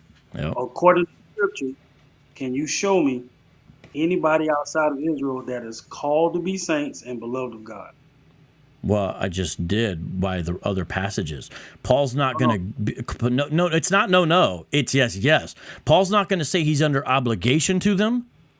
Listen, he's not going to say he's under obligation to them unless those would be people who could be called by God. He's not going to say he's going to preach the gospel to them unless that's a potential reality for them. So we're not. You said go to the table of nations. I'm just going a few verses down in the letter there. You said, can you show me in the table of nations? You did say that. Right, I did. What I'm saying to you is, out of all of the people that was created, right, there is only one people that is called to be saints and beloved of God that Paul is writing. Okay. I believe. But I know your point, but I think I've already shown it. But since you want that specific verbiage, I have that specific verbiage for you by Paul. To those who were called, both Jews and Greeks. So you said there's only one who were called? Paul himself specifically. And the reason why we know it's really Greeks is from the context. Jews demand size, Greeks seek wisdom. What were the Greeks characterized as? What were they known for? What is Athens all about? He's talking about actual Greeks. That's why he's saying this is the characteristic of those people. And then it literally says what you were looking for. But to those who are called, that's what you were after, both. So it's not both Jews and Jews who live like Greeks. It's both Jews and Greeks. So they are both called. Okay, listen. Now, if we go, I don't want to go too deep in history. I was just talking about the basis and the meaning and the structure of a letter. But if we dealing with the Greeks, then you have to deal with the decree of the Greeks and the Romans just on the decree of prepus alone. That is saying, do not circumcise yourself. That's a decree that's by death. So it's impossible for Paul to be calling actual Greeks into sainthood or beloved of God. Wait, because why? Because you have what you call prepuce. Prepuce is the foreskin that is not to be touched by Romans or Greeks. Yeah, I've So done a it's debate on circumcision. I talked about that, but what does that have to do with what this says right in front of us? what I'm saying to you is, in order for you to be beloved and a saint, you have to keep the law. So the covenant of circumcision is denounced by Romans and denounced by Greeks. Number one. Number two, you have a head Roman that's over Israel named Pontius Pilate that said directly to the Jews when they bought the one you guys call Jesus, when they bought him in, he said, deal with him according to your law. Because Romans didn't have nothing to do with Jewish law at all. Circumcision, holy days, anything. So it's impossible. But I'm talking about what's on the screen in front of us. So let's follow the track of the argument. You said in Romans 1:7, who's that to? And your point was to say this is only going to be to Jews in Rome. My point was just look further down the letter and you see three other groups that overlap: Greeks, Gentiles, barbarians. You didn't really deal with it, so you said, well, where can a Gentile who's actually a Gentile be called in that same way? I literally went to a passage by Paul where he literally says to those who are called, and he says both Jews and Greeks. And here's what I'm saying. This passage in front of you, I want to hear your actual answer about this. It says, the Jews demand signs and the Greeks seek wisdom. Now, is it not the case that Greeks are known for seeking wisdom? Yes or no? No. Okay. No, okay. Then why is Paul saying they seek wisdom then? Listen to me. No, but I want you to answer this question before we go anyplace else. Please. I want to answer this question. Now, if you're bringing up Greeks, right? No, Paul, it's right there in the text, and it was in Romans 2, remember? Let me deal with it. Okay, so if you're bringing up the text and you're saying that Paul is encompassing everybody because he's saying Greeks, right? The reason why I brought up prepuce is you have to deal with the Greek custom. The Greek custom goes against Scripture. Can you just answer this passage? Stop talking about penises, please. This says Greeks seek wisdom. Okay. Socrates, Plato, Aristotle, etc., etc., etc. Even Luke recognizes this is the Greek preoccupation when Paul goes to Athens. Why? I don't know why you're shaking your head. I'm recounting the book of Acts for you. And so this is what they're described as. Paul knows that, and here in Corinthians, he's laying out something clear. This is a preoccupation of the Greek people. He's talking about them, and he says Greeks seek wisdom. So it would seem like foolishness to have a crucified Messiah when the Greeks seek wisdom. He would not seem like a wise character to them at all. But he says the foolishness of God is wiser than them. And right before that, he says something that says to those who were called, both Jews and Greeks. So I'm talking about this actual passage. You're talking about, you're trying to leave the passage. I don't like that because this is where you asked me to go and I went there and now you're trying to leave. That doesn't seem fair. Deal with the passage, please. I'm dealing with custom. Okay, listen to me. I let you speak, so let me speak. Okay. Now we bring up Greeks. Let me ask you a question. No, answer this passage, please. I'm going to answer the question. Do you have the passage? Do you have the passage in front of you? Looking at what you highlighted. Okay. You say the Greeks, right? Okay. Is it wise, according to Scripture, to listen to me? If the Greek seeks wisdom, if the Greek seek wisdom, is it wise in the eyes of who you call God to do sporting games nude? Is that wisdom? Okay. This is the kind of stuff I'm used to, but I was hoping you wouldn't do this. So no, I got you on all this. I'll answer your question. That's fine. I just read verse 25, which says the foolishness of God is wiser than men. So here we already have the contrast that is all throughout Scripture. There's the wisdom of a man and there's the wisdom of God. And one is actually folly and the other is not folly. We understand that. We know that because we're readers of Scripture. But here it says the Greeks seek wisdom. Paul means by that earthly based wisdom. And Paul even recognizes in some place there's some validity to that. In fact, the Bible does. In Proverbs, you have the Egyptian wisdom literature being lauded, and also in relationship to Stephen talking about Moses' training. So worldly wisdom can have some merit to it, but when it's viewed as the ultimate, there's a problem. So the Greeks really are seeking wisdom. Paul was not saying that they've achieved what they need to achieve, because right after that, he says what they're seeking is not going to get them what they need, because what they view as foolish is actually true wisdom. That's what verse 25 says. So you're not going to get me on that, because I know that's not what's happening here, but you're not really answering the question. Greeks seek wisdom, yes or no? Yeah, okay, yeah, they seek wisdom according to the scripture. Okay. Now, what kind of Greeks are known for seeking wisdom? What kind of Greeks? Is it just is it this category that I think a lot of you guys have invented, that is Israelites who are called Greeks, or is it actually just Greeks that seek wisdom? Which one? Okay, now. Because you remember, you've got yourself in a corner. Let me tell you why. You're trying to show me. But I'll show you why. You were trying to say earlier. You were trying to show earlier that actually the Greek wisdom is not true ultimate wisdom, which I agree with. But if you're now going to make the Israelites be the Greeks, then you've got the Israelites seeking wisdom that's not wisdom. But see, this is saying the Greek people were the ones who sought this wisdom. And that's what we know about them. That's what Acts says. That's what the history of Western philosophy says. We know that. So since it's talking about Greeks, you can't turn it into Israelites. It says Greeks seek wisdom, and yet some of those Greeks are called. And guess what? Acts 17, some of those people got saved at the end of his speech, didn't they? That's a real life example of this passage, brother. Okay, listen, you kind of like gaslit, because I never said Greeks were anybody. What I said was, we're going to talk about... No. Don't try to do that. You did say that. You said that you can't have them be called because of their customs they observe. You said you can't have any other nation be called. You did say that, because you're implying those aren't actually Greeks then by that. You did do that. You're trying to say I gaslit you, but no, that is what you were implying, clearly. This is what I said. Okay. Vocab, you're a very argumentative dude. You're not listening to what I'm saying.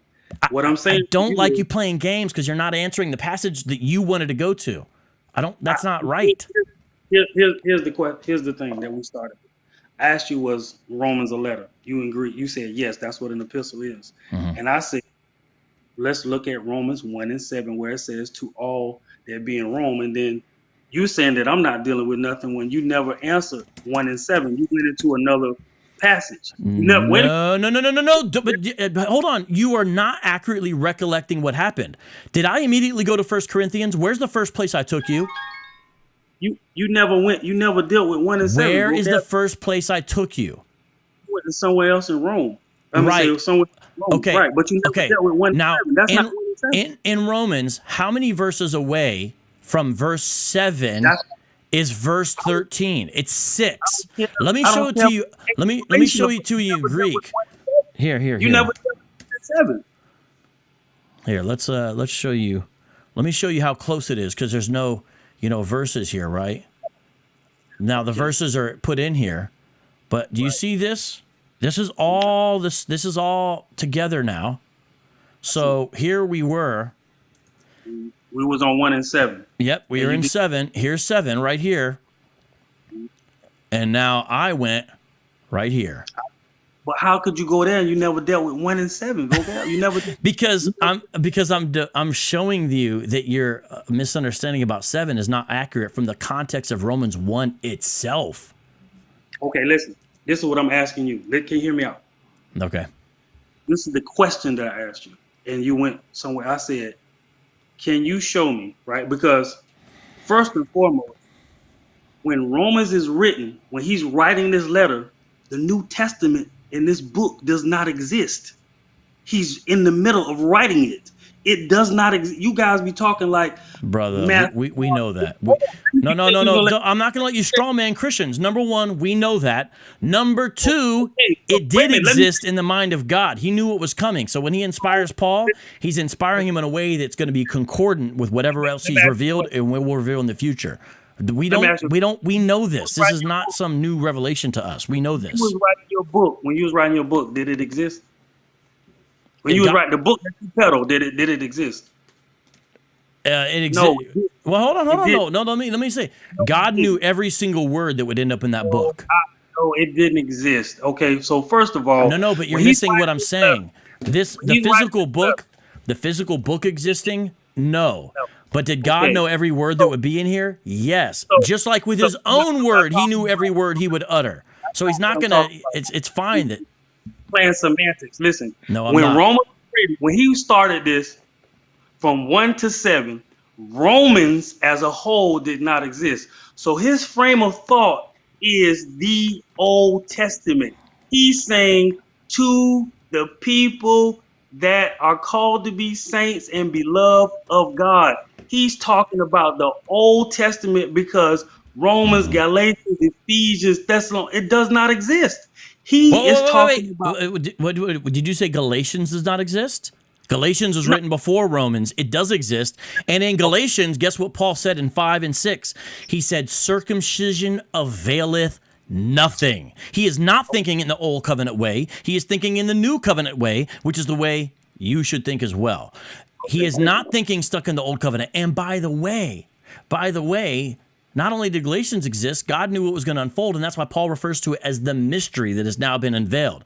And you have a mistaken assumption. You're assuming that in the old covenant, there were not other peoples in the congregation of Yahweh.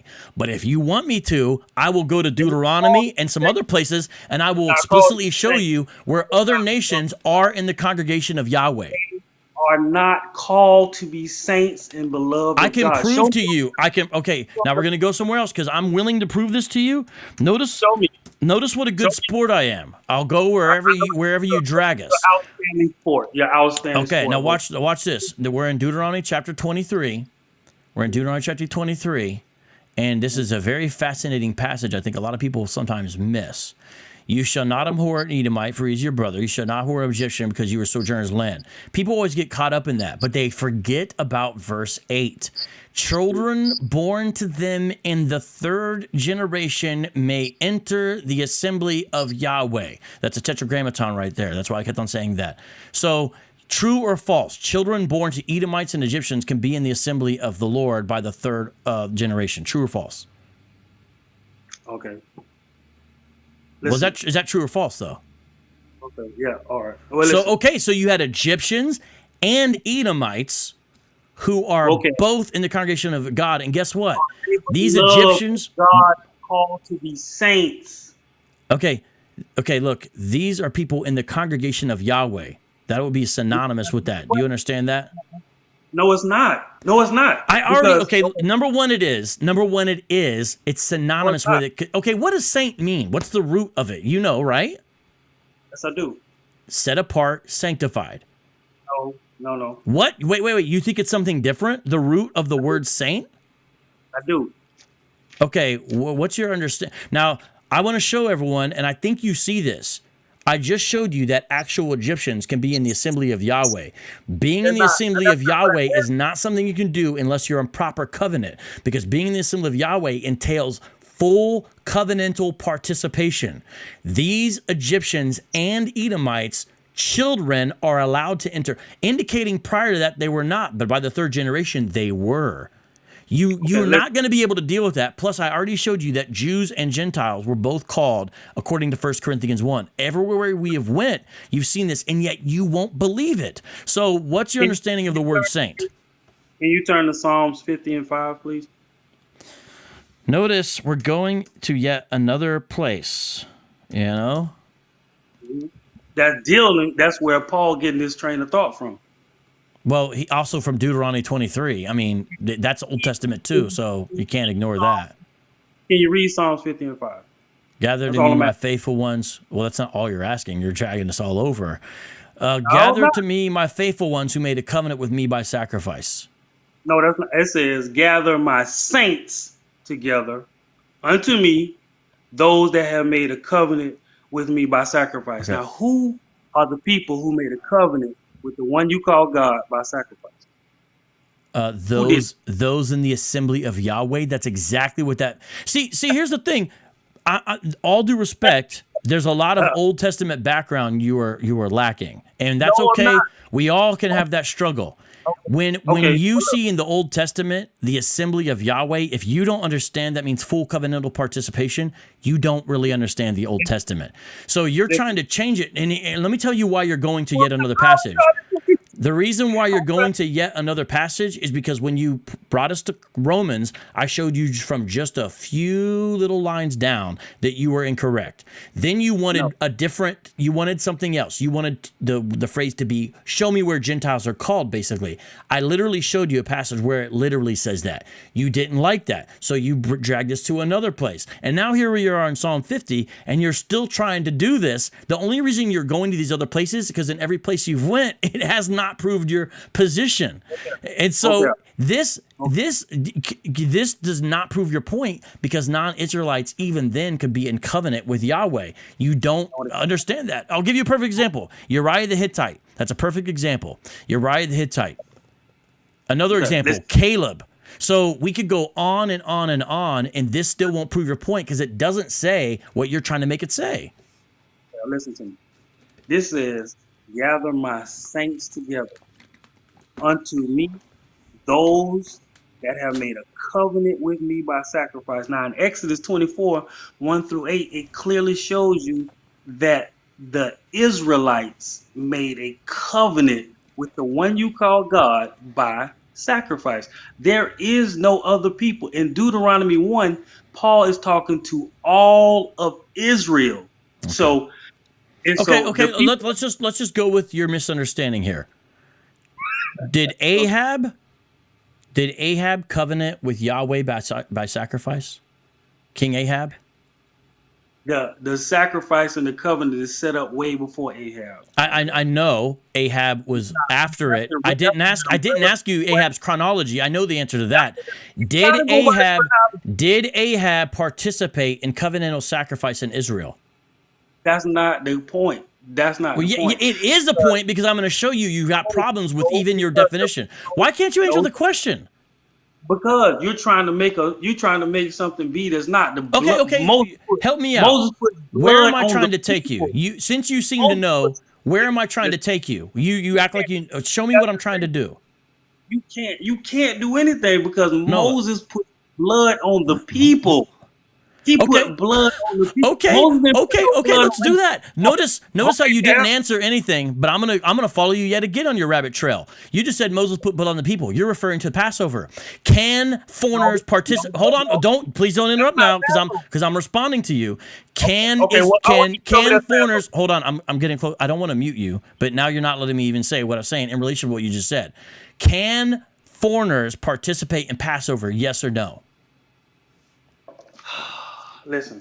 Well, no. Can you answer the question directly? Man up. Yes. Come on. I just said yes. Okay. I said it in English. I didn't say con. So not all of them. Not all of them. But I didn't. Not every foreigner in the world. not all of them. So foreigners can participate in Passover, right? Not all of them. Okay, but they can. So what? Tell me. Congregation. Okay, so what does that mean that foreigners can participate in the Passover? What does that mean to you?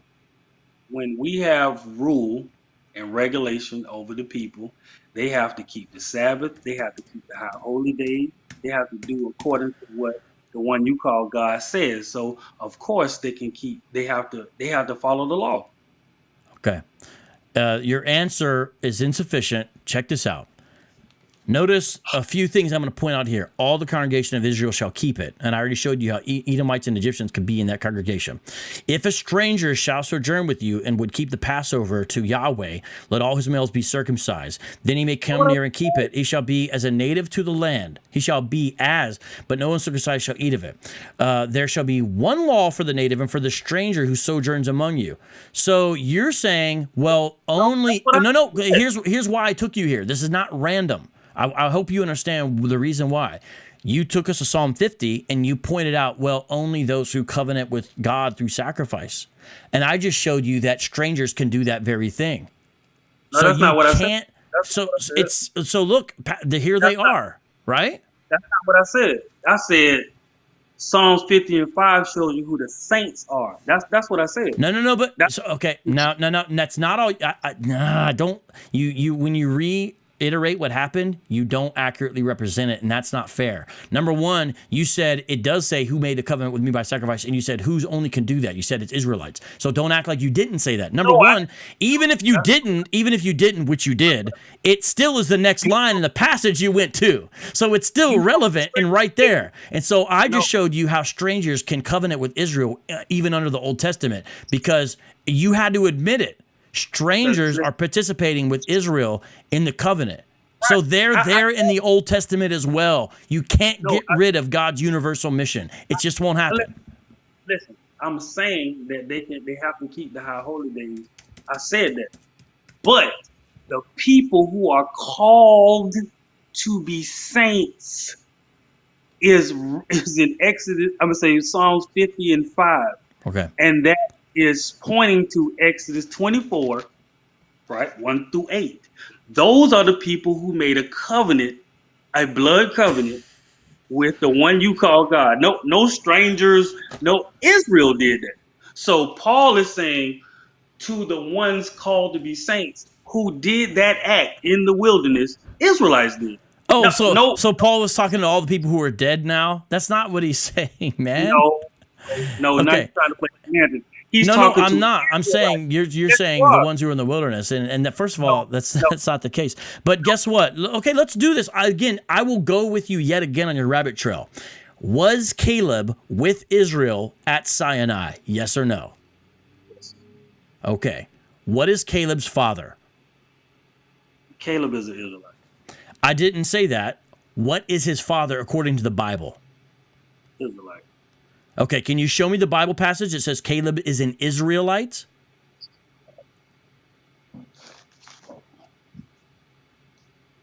I had this conversation with someone. I know, but we're having it now. And what I'll do is I'll show you why you're yet again incorrect. And the reason why I'm doing this is to show you Caleb was there. Okay, here we go.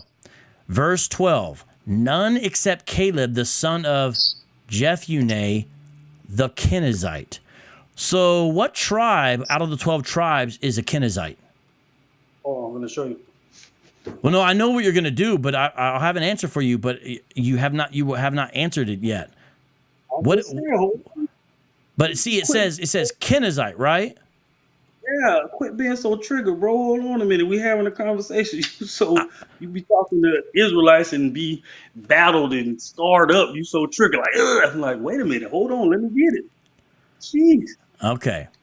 Can I show you? Let's go here to the fact book. I'm gonna bring it on the screen here. Bring it on the screen. This is important because what this shows you is Caleb, Caleb the Kenizzite. He was there. Okay. And that's important because it's all right. Here we go. All right, so we're in Logos here. Descendants of Kenaz, Kenizzites.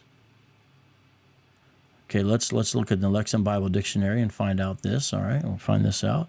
This is important because he was there. So let's find out who their forefather is. Genesis 15, right? To your offspring I give this land from the river of Egypt to the great river, the river Euphrates, the land of the Kenites, the Kenizzites. So these Canaanites are contemporaries with Abraham. So they already existed in the land he was going to go to. The Cadmonites, the Hittites, the Perizzites, the Rephaim, the Amorites, the Canaanites, the Girgashites, and the Jebusites. So if Kenizzites are in the land that Abraham's going to go to, are they Abraham's offspring?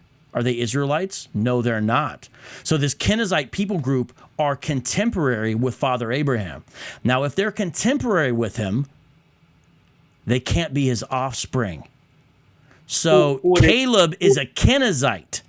It'd be like saying Caleb the Canaanite or something like that. Now it says Kenizzite. I'm just giving a more well-known, larger group. Caleb's a Kenizzite. Kenizzites are contemporary with Abraham. Are Kenizzites Israelites? Yes or no? Is Abraham an Israelite? Abraham is the first Israelite in a manner of speaking. Now, are the Kenizzites descendants of Abraham's offspring? No, they're descendants of, this is the down the line of what makes up Asher. Wait. You're saying that the Kenizzites are descendants of Asher, but they're contemporary with Abraham. So how's that possible? Abraham is prior to Asher, correct? That's not what I said. Okay, then I didn't hear what you said then. What did you say? You're so triggered, you're not listening to what I'm saying. Well, you're not exactly being clear. Hold on. I'm listening. So, Kenizzites, are they alive when Abraham is told he's going to later on go into Canaan? Yes or no?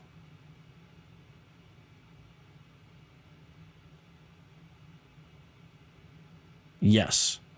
So they cannot be his descendants. Hold on.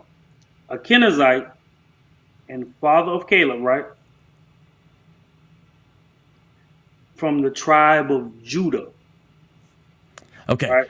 So I knew you were going to go there, and I'll go there with you in a second. But first, I want you to answer this, because that's what you guys, that's what you all do. That's what you all do. You go to that passage, and I'm fine with that. But what is a Kenizzite first, before we go there? What is a Kenizzite? Who are they descendants of? Who is Juniper? Wait, answer. Why can't you answer my question? Why are you asking me questions? What's going on here, man? Your question. It means he will be facing, right? A Kenizzite, right? These are Israelites. Kenizzites are Israelites? Yes. Okay. Do you have Genesis 15 in front of you? Hold on. If you could bring up Genesis 15, because I just want to make this. I just want to make this clear here, right here. Okay. God, Yahweh, is talking to Abraham, and he says this in Genesis 15:18. That's where we are. To your offspring. So Yahweh is talking about Abraham's offspring. I will give this land. So Abraham, your offspring are going to get this land. Now watch what he says. From the river of Egypt to the great river, the river Euphrates. By the way, that's for Aaron, helping Aaron to understand that Israel was not in Africa. Next line, 19. The land of the Kenites, the Kenizzites, the Cadmonites. So what is this describing? The groups of people who currently live in the land that Abraham's offspring will receive later. Okay. Kenizzites live in the land of Canaan while Abraham is alive, receiving this promise. Yahweh says Kenizzites live in Canaan at this time of this verse. So they are not Abraham's offspring. Now, because number one, they're already there. Number two, he says, your offspring, I'm going to give this land. Number three, they're in Canaan. They're not where Abraham is. So Kenizzites are not descendants of Abraham, and yet Caleb is a Kenizzite. Ooh, okay. Now, so wait. Who are the Kenizzites? You said they were descendants. You said they were Israelites earlier. Are Kenizzites, according to Genesis 15:19, Israelites? Yes or no? No. Okay, so I'm glad we got that part fixed. Now, if Caleb is a Kenizzite, is Caleb an Israelite or a Kenizzite? If he's a Kenizzite, is he an Israelite? Yes. Okay, so notice the contradiction we just experienced here. You said Kenizzites are not Israelites. Now, first you said they were. Now you said they're not. Kenizzites are not Israelites, but you just told me Caleb, who's a Kenizzite, is an Israelite. Do you see that is literally violating the law of non-contradiction? If Caleb is a Kenizzite, he's not an Israelite, as you just said, but you want him to be an Israelite. So because you want it, you said he is, despite all evidence to the contrary. No. What I meant to say was, I was correct myself. I'm talking about Juniper, his dad, right? His name's not Juniper. I don't know where you're getting Juniper from. I know his dad here, but you talk about this guy. Oh, what's his dad's name? Yeah, Jephunneh or whatever, but it's not Juniper. But okay, it's fine. Go ahead. Right. So who is he? Who's Caleb's dad? He's a Kenizzite. He's Caleb's father, and he's a Kenizzite. Okay. Now, it's describing him that way, but it doesn't get into him other than his ethnicity. Okay, we're going to deal with the biblical usage. Juniper means he will be facing. Right? A Kenizzite, father of Caleb, the spy from the tribe of Judah, is what it says. Okay, so I'm glad you're excited about that. I already knew that was there because every time I bring that up, that's all you guys got. And is Juniper Caleb's dad? Yeah, we already established that. Okay, now was Caleb a spy? Yeah, brother. Okay. Brother, Hold okay, on, you're not hold on, wait, accomplishing. You're not accomplishing anything. wait a What minute. you I'm never not- answered. What you never answered is what. Okay. The biblical usage, Juniper, he will be facing, and it says a Kenizzite, a father of Caleb, was Caleb's dad. Okay. It's not Yes Juniper. or no? Yes or no? Yes or no? Listen. Was Listen. Juniper Caleb's No, dad? no. You're not gonna. Okay. You're not gonna. I'm not. It's not gonna. It's Oh, not. it doesn't apply to you. No, It's that's- Juniper Caleb's dad. Hey. Okay. Now listen. Here's what happened. I know what happened. You think I'm gonna tell you what happened and why you're acting this way. You think yourself as a smart guy, a scholarly guy, a studied guy, who is going to be able to come on and stump me. And what happened is every time we went to a place, you got smacked down in grace and in love. And so now at the end, you think you have something. So you're getting all close to the camera, you're breathing all heavy, you're yelling, you're laughing, because this is how people act when they've been handled and dealt with, and now you're in a corner and it didn't turn out how you expected. So you're trying to go another direction with it. But I'm going to keep on bringing you back to where we just were. A Kenizzite is not an Israelite. And so, okay, we're going to go down. I knew who his father was because I read you the passage in the very beginning. So you bringing that up doesn't accomplish or solve anything. But a Kenizzite is not an Israelite. Okay? Now, I had to turn you lower because you weren't letting me speak. A Kenizzite is not an Israelite. The reason I took you to Genesis is so you could understand that Kenizzites are a distinct people group from Israelites. You totally have ignored it and act like you're doing something by asking me a question that I already pointed out to you. Now, what happens is there is no tribe of Israel called Kenizzites, which, again, I pointed out to you. Remember in the beginning of this conversation, you said they were descendants of Asher, which is bizarre. Now, here's what the deal is. Later on, when Caleb is described, he is described as being in Judah later on. Now, why is that? Because there is no Kenizzite tribe. The foreigners and the strangers who got brought into, you could even use the word adopted, into the nation of Israel had to go somewhere. So they're counted with a tribe. There's not a 13th tribe made up of foreigners or strangers. They all end up somewhere. It depends on where they live, who they married, all kinds of things like that, family relations, and that would be where they're brought. So that's what's going on. I knew you would go there because you couldn't answer any of the questions. I know it describes him as being in Judah later. We know that, but we also know everything that came before it. And you don't get to ignore everything before it by just bringing that fact up, because we already know it's there. But we've already established that Kenizzites are not Israelites, and so it doesn't turn him into an Israelite because he's now allotted with Judah. Okay? Now, I'll let you get your final piece. I'm going to move on to the next guy. Can you look up the biblical usage of Juniper and how he's described at who he is? Can you look that up? That's all I want you to do. And then you can move on to the Okay. Can you honestly look that up and look at what it says? What do you believe? What do you believe this will help you with? What do you believe this will do? Tell me the argument here. No. That's not what I don't understand how I'm asking you a question and you jump. Can you look up? Yeah, no. I'm asking you what it'll prove before we get there. Nothing. I just want you to look it up. Could you look it up and read that? So okay. Says what it say what it says. All right. So here we go. You see. Mm-hmm. In the biblical usage, because I know you know how to use the blue letter. So could you look that up? I don't use a blue letter. We use Logos, but here we are in Logos. No. Could you look it up in the blue letter, sir? If you want to, I don't use the blue letter. I use Logos. I just did. I just looked it up. I just did. I read it to you. Okay.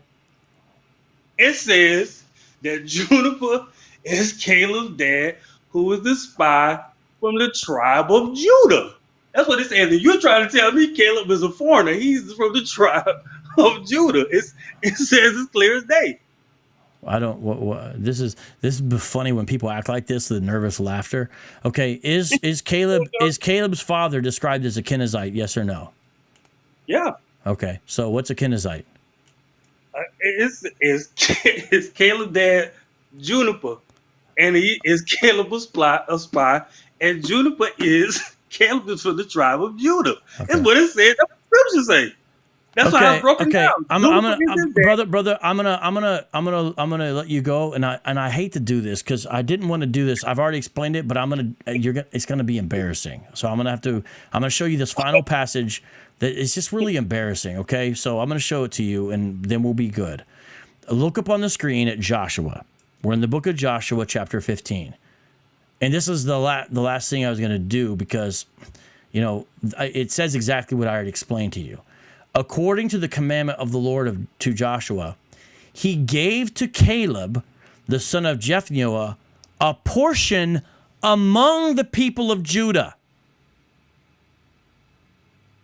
So, I told you that the foreigners and strangers would have to live somewhere amongst them. It literally says he gave them a portion. And notice, it doesn't say amongst his people, amongst his clansmen. It says amongst the people of Judah. He's not described as the people of Judah, but his portion of land is at Judah. Brother, I think it's embarrassing, and you should just recognize what's on the screen. Joshua 15:13 shows you he's a Kenizzite who got a portion of land with the Judahites. I never once said, vocab, you're lying. He's not a Kenizzite. That's not what I said. But what does Genesis 15:13 say? It says, let's stick with the topic. I'm sorry, Joshua 15:13. I said Joshua 15:13.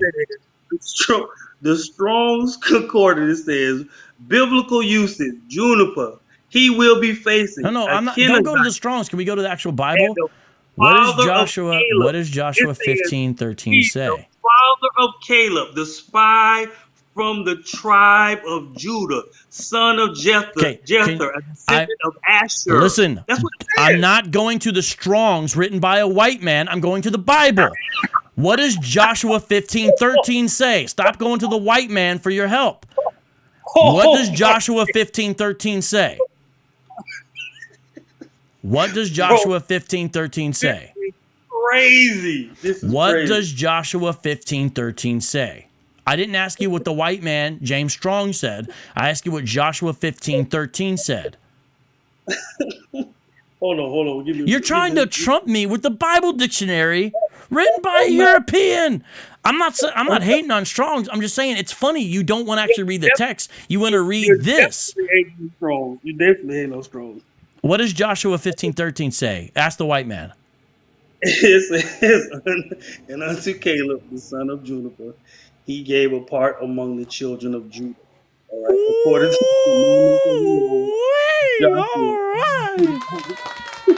All right.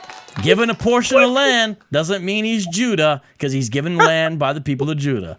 I appreciate you. You can call back anytime, but it has been 2 hours. So let's jump off, and I'll take this last caller, man. Hey, God, I do hope you have a good night. You can call back anytime, and I do hope you enjoyed yourself. Yes. All right. Hey, God bless. All right, last but not least, that was a very interesting call here. And let's see here. All right, Aaron, you are last.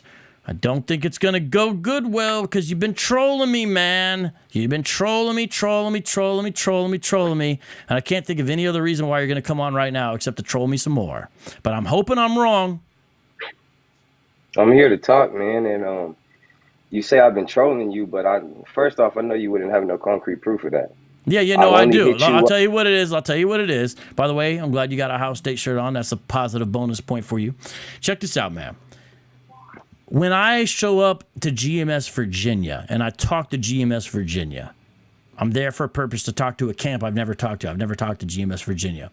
I was in Virginia to do some videos on the Israel Hill sign and on Pastor Kelly's claim about the Hebrew on the pews. So I also found time to talk to GMS Virginia on a Saturday night. All right. So that's what I did. You messaged me. Oh, it's funny that you have time to talk to them, but you won't talk to me. Brother, I've talked to you so many times, and I don't have, it's like a troll, like, well, you could talk to them, but you can't talk to me. I'm allowed to talk to them whenever I want. What a weird thing. Whenever I talk to someone else, you act like I need to talk to you. If I was afraid of you, like you always hint towards, why would I have debated you in the first place? If I was afraid, I wouldn't have followed through on the debate. We had a dialogue and then the debate, and have talked multiple times after that. It's not because I'm afraid. It's because I don't just talk to one guy, and I'm going to be very direct with you because the way you've trolled me, I have to be honest. I'm not trying to hurt your feelings. You're not a leader of a camp. You don't have you're literally one guy with thoughts inside your head who contacts me from his bedroom with bad internet and says, you need to talk to me. But it's very egocentric. Like, I'm just going to talk to you. You don't represent Hebrew Israelites as a whole. And the reason I'm saying that is not because of numbers. I'm saying because it's literally just you. It's not even like a representative of what Israelites believe. Most Israelites don't think that Israel is actually in Africa. They don't think that. Most Israelites don't believe in the 400-year prophecy. So you have these extreme minority positions. You're not affiliated with anyone. It's just you in your bedroom, and you act like I'm supposed to deal with you first and foremost.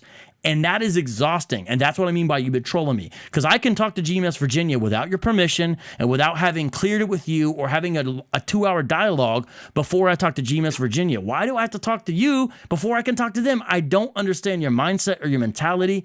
It's incredibly egocentric. And you really should say, where's my place in all this? And if you properly understood it, you would be way more humble. You wouldn't come at me like how you come at me. But that's why you've been blocked, because I don't want you to harass me that I have to talk to you just because I talked to GMS Virginia. I'm going to talk to another camp. And next time I talk to them, I don't want a message from Aaron saying, why'd you go talk to them and not talk to me? That's bizarre. I do not understand your mentality, and I don't understand the way Can you show that message? No, you're all blocked, so the message is gone. It's deleted. But did you not? Wait, are you denying? Are you denying you sent that message now?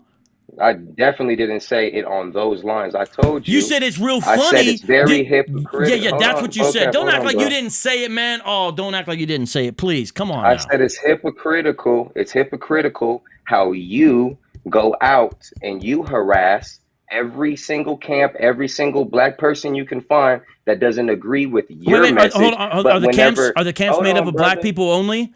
Don't make it a racial issue. I don't like that. I'm going to call you out on your BS. Is GMS specifically made up of a bunch of black folks only? It's not. So don't say I'm harassing black folks. Stance. They have white dudes. Their leaders are. So don't tell me. First of all, they're not. Some of the lineage of those guys isn't because you're a liar and a troll, and I don't like either. It's specifically you. Okay. You said you harass black. Is GMS a bunch of black dudes? No, it's not. So don't put it in those terms. Were those guys on the corner black? I didn't know who was gonna. I didn't know which guys were gonna be there. GMS Columbus is led by a white dude. Vocab is hypocritical for you to harass black people on their not knowing of what the Bible says, but you are literally blocking me everywhere you can. When all I want to do, brother, you don't know nothing though. Hold on, brother. Is debate you? I've already debated you. I've already debated you, and it was not good, and your internet was bad. You got smacked, bro, and we both know that, and that's why you're acting this way. Okay. That's literally no. I'm not even gonna sit here and bear false witness. You're acting this way because we did run a formal debate, and you saw what was presented. Everybody saw what was presented. Brother, your argument was literally your argument. Your argument was literally to defend your stance. Your argument was literally the 400-year prophecy was fulfilled because COVID happened. Bro, no one is afraid of your arguments. Definitely not at all. Yes, it was. Brother? You brought up COVID like that was the linchpin in your argument. I said that was the beginning of judgment on America. And if you're going to argue that, nobody can argue that. We're in this country's in a state it's never been. You're proving my point right now. COVID proves the 4-year prophecy, bro. Not at all, brother. Not at all. You just went into it. You just went into it. We're still here. Vocab, we're still here, so no prophecy's been fulfilled yet. I told you judgment got started. You're still here. I'm here on yes, you are. To ask a question. Can I ask a question? No, we're good, man. It's been 2 hours. You said your piece. That's what you wanted to come on and say. I don't like how you lie about what you sent me in the DMs. I don't like it how you think I need to clear. I don't need to expose. Check it out, brother. Do you know how many? Okay. Do you know how many people? Do you know how many people I've debated? How many Torah only have you debated? Listen, it's longer. I'm not asking how many. The list of people I've debated. Torah only have you debated? It is how many Torah only have you debated, and why can't I ask? The list of people I've debated is longer than Kodak Black's rap sheet. So they I'm don't. not asking They don't that. all troll me though No one after the cares about debate. that, Vulcan. They don't all troll me. You debate No. Christians. The point is they don't all troll me after the debate and be like, you have to do this No before. one's trolling They you. don't I'm come putting back and be like, pressure on you because all you do is harass black people. You've got a That's all you debate. do is Well, you're harass making people up and for get it by paid and harassing shout me. out So hey, there we go. Right, tit No for one's tat. There you go. harassing you. I have a question. Is that harassing? I have one question. I have a question for you too, which is, will you please leave me alone? That's my question for you, is will you please leave me alone? Honestly, my goodness. All right, so let's take Zachary Alphonse and let us block him from the channel. We don't need that kind of stuff anymore. Guys, if you knew how much this dude be hitting me up, my goodness, you would think that, well, I don't want to go there, but I'm just saying, I've never had a debate with someone and have them harass me after the debate. It's bizarre. And if I really thought he won, which is an insane idea, it shows how disconnected from reality he is, I wouldn't have posted it on my channel. So then he tried to make a thing, well, but notice how long it took you to post it. What? That's because it wasn't that important. I got around to it when I got around to it. I was doing it. What is the length of time? I still posted it. These guys, I mean, it's crazy. You saw, he said, I didn't say that it was COVID. And then he went into this thing about how COVID fulfilled the 40-year prophecy. It was the beginning of the fulfillment. He literally started going into it. That was his argument in the debate as well. So, guys, I appreciate you being here. And I know that I got a couple of super chats, and I did not give you thanks during this. I'm going to try to look those up real quick. I apologize for that. There was a lot going on with these callers tonight, which I appreciate, but we had there we go. Paul P. Shout out to you, Paul P, for the super chat. Thank you, brother, man. It's good to see you again. It's been a little bit minute. And I know you weren't the only one. I feel bad. Who else did I miss? Do you guys remember? I'm so sorry. Sometimes when it's like an intense conversation like that, you know, it's tricky to come back in there. Who was it? Where did it go? There was someone else. I'm so sorry. Please forgive me. The Rogue Sage. Shout out to you as well, Rogue Sage. There you are. Super chat. Anybody else? I'll give you the love right now. I think there might have been one more person. And again, I apologize. I'm trying to look through it real quick, and then we're going to get out of here. Where to go? Oh, there we go. Emmanuel. Hey, thank you. Great to see Greek Hebrew copies being used in cases like this. Now, I know that was a long time ago. I actually did see the comment when it popped up, but I just wasn't able to put it on the screen. And I appreciate that. Thank you very much. And I think there's one more. Oh, it's Emmanuel again. Hey, thank you, Emmanuel. I really appreciate that. Seriously, just much love. And thank you. I do appreciate that. And one more time, let's get the air horn. All right, now let us go ahead and end with something that Hebrew Israelites love. Recently, there was a stream, and a large part of the stream was dedicated to my horrible freestyling. I think it's so funny that Hebrew Israelites will go on do a stream about me not being able to rap. I don't think they realize how much I don't care. I don't care if they could think I can rap. I just like rapping. It's like it's fun, and I like it, and the audience likes it, and we have fun when we're doing it. And I'm freestyling, and I just don't care. They made fun because I said something about eat like a tater tot or something. I forgot what it was. Oh my gosh, what? I just don't care. It seems like they would see by now if Vocab cared about us making fun of his freestyle and dedicating whole shows to how wacky he is, he would stop it, right? Because we're like, man, these guys are really hurting my feelings because this dude up in Seattle thinks I can't rap. I just don't care, man. I just want you to get saved. If my bad freestyling, if I stopped it and I knew it would bring you to salvation and repentance, I would stop freestyling. But I don't think your salvation is dependent upon my freestyling, bad or good. So we still do it. The audience likes it. We have fun. And I think it's funny. I never thought I was the best. I just like doing it. So whatever. And it's freestyle. You know, I would like to hear these guys, like, because I know some of them could spit, no doubt. Do they even freestyle? You know, I wonder if some of them even freestyle. Just saying. Nah, I don't want that one. Let me see which one we want here. Nah, hold on. Let me see which one we want here. No. We don't want that one. No, that one. Hold up. No, not that one. No, not that one. No. Maybe that one. Yeah, it's that other one right there. Okay, let's do that. All right, let's end the show here. Yeah. 1, 2, 3, 4. Vocab Malone spit a ill metaphor. Yes, y'all coming through the door. Peep this, be a warrior, not a road warrior like UPK. Vocab Malone tomorrow Sunday. Back in the day, drove a high Hyundai. Go to church, who to serve Yahweh.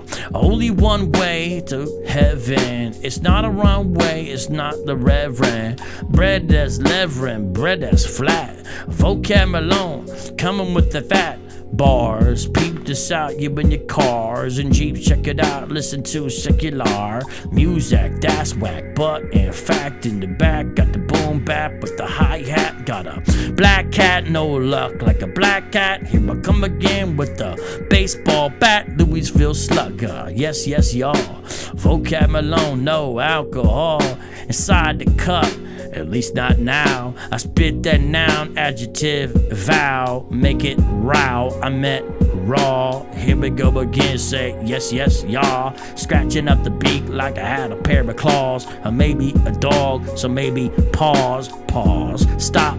Rocking on the block, Vocab Malone, I like it a lot. Like Dumb and Dumber. The beat is hot like summer. Like Stevie, make you wonder. Take you under like Grandmaster. Flash, y'all, be the blaster. The ghetto blaster, yes sir, with the cassette. Here it come again, whack MCs get the reject button. But I get the play, plus the rewind. I say, hey, like in the middle of the barn. Yes, yes, y'all know tat on the arm. Like David Hollywood, it's good. Peep this out now. He took the wood upon his shoulder, rose up, it took that boulder and threw it to the sea of forgetfulness. Is Vocab Malone, I don't need no vest. Like 50 cent, but I need $1. Yes, yes, y'all, not a scholar like Deacon Hakar, cause he's a Bible scholar. Yes, y'all, he'll spark a revival with his rifle out on the corner. Buddies Pop Warner, football getting tackled. It's Vocab Malone, I rap so spiritually speaking, not against flesh. Yes, yes, y'all, I jam like death. The old school label, your rhymes are fable. I'm not king, but I'm able to turn the table, not on the label. I grab the mic, don't call me Mabel. That's an old lady's name. I bring the method like man. Bring the pain, got the mane like a lion. When I die, I'll be flying to Zion. Not the rapture, I don't believe that. Believe Jesus coming and I receive that. Yes, y'all, millennium. Here we come, I be sending them the beats and rhymes to the gentlemen. The style is sweet like cinnamon. We in it again like Earl Flynn. Here I come again, who's your girlfriend? Mine absent. I rock the microphone, make the greenback spin through the soup, but chat with the soup, but rap. I got the soup. I need the sandwich to go with it. I don't really know that. Should we do one more just to make the Hebrews upset? They was like, oh, listen what he said there, and they'll be like reading deep stuff into it, man. No, I think we should end. After that. It's a dope beat. Shout out to Jonathan Soko for the beat. He brings the fire. Shout out to Justin Martyr. He was sending me beats too. And shout out to y'all for listening and enduring this awful freestyle. Don't worry, I know you Hebrewites are gonna rewind it.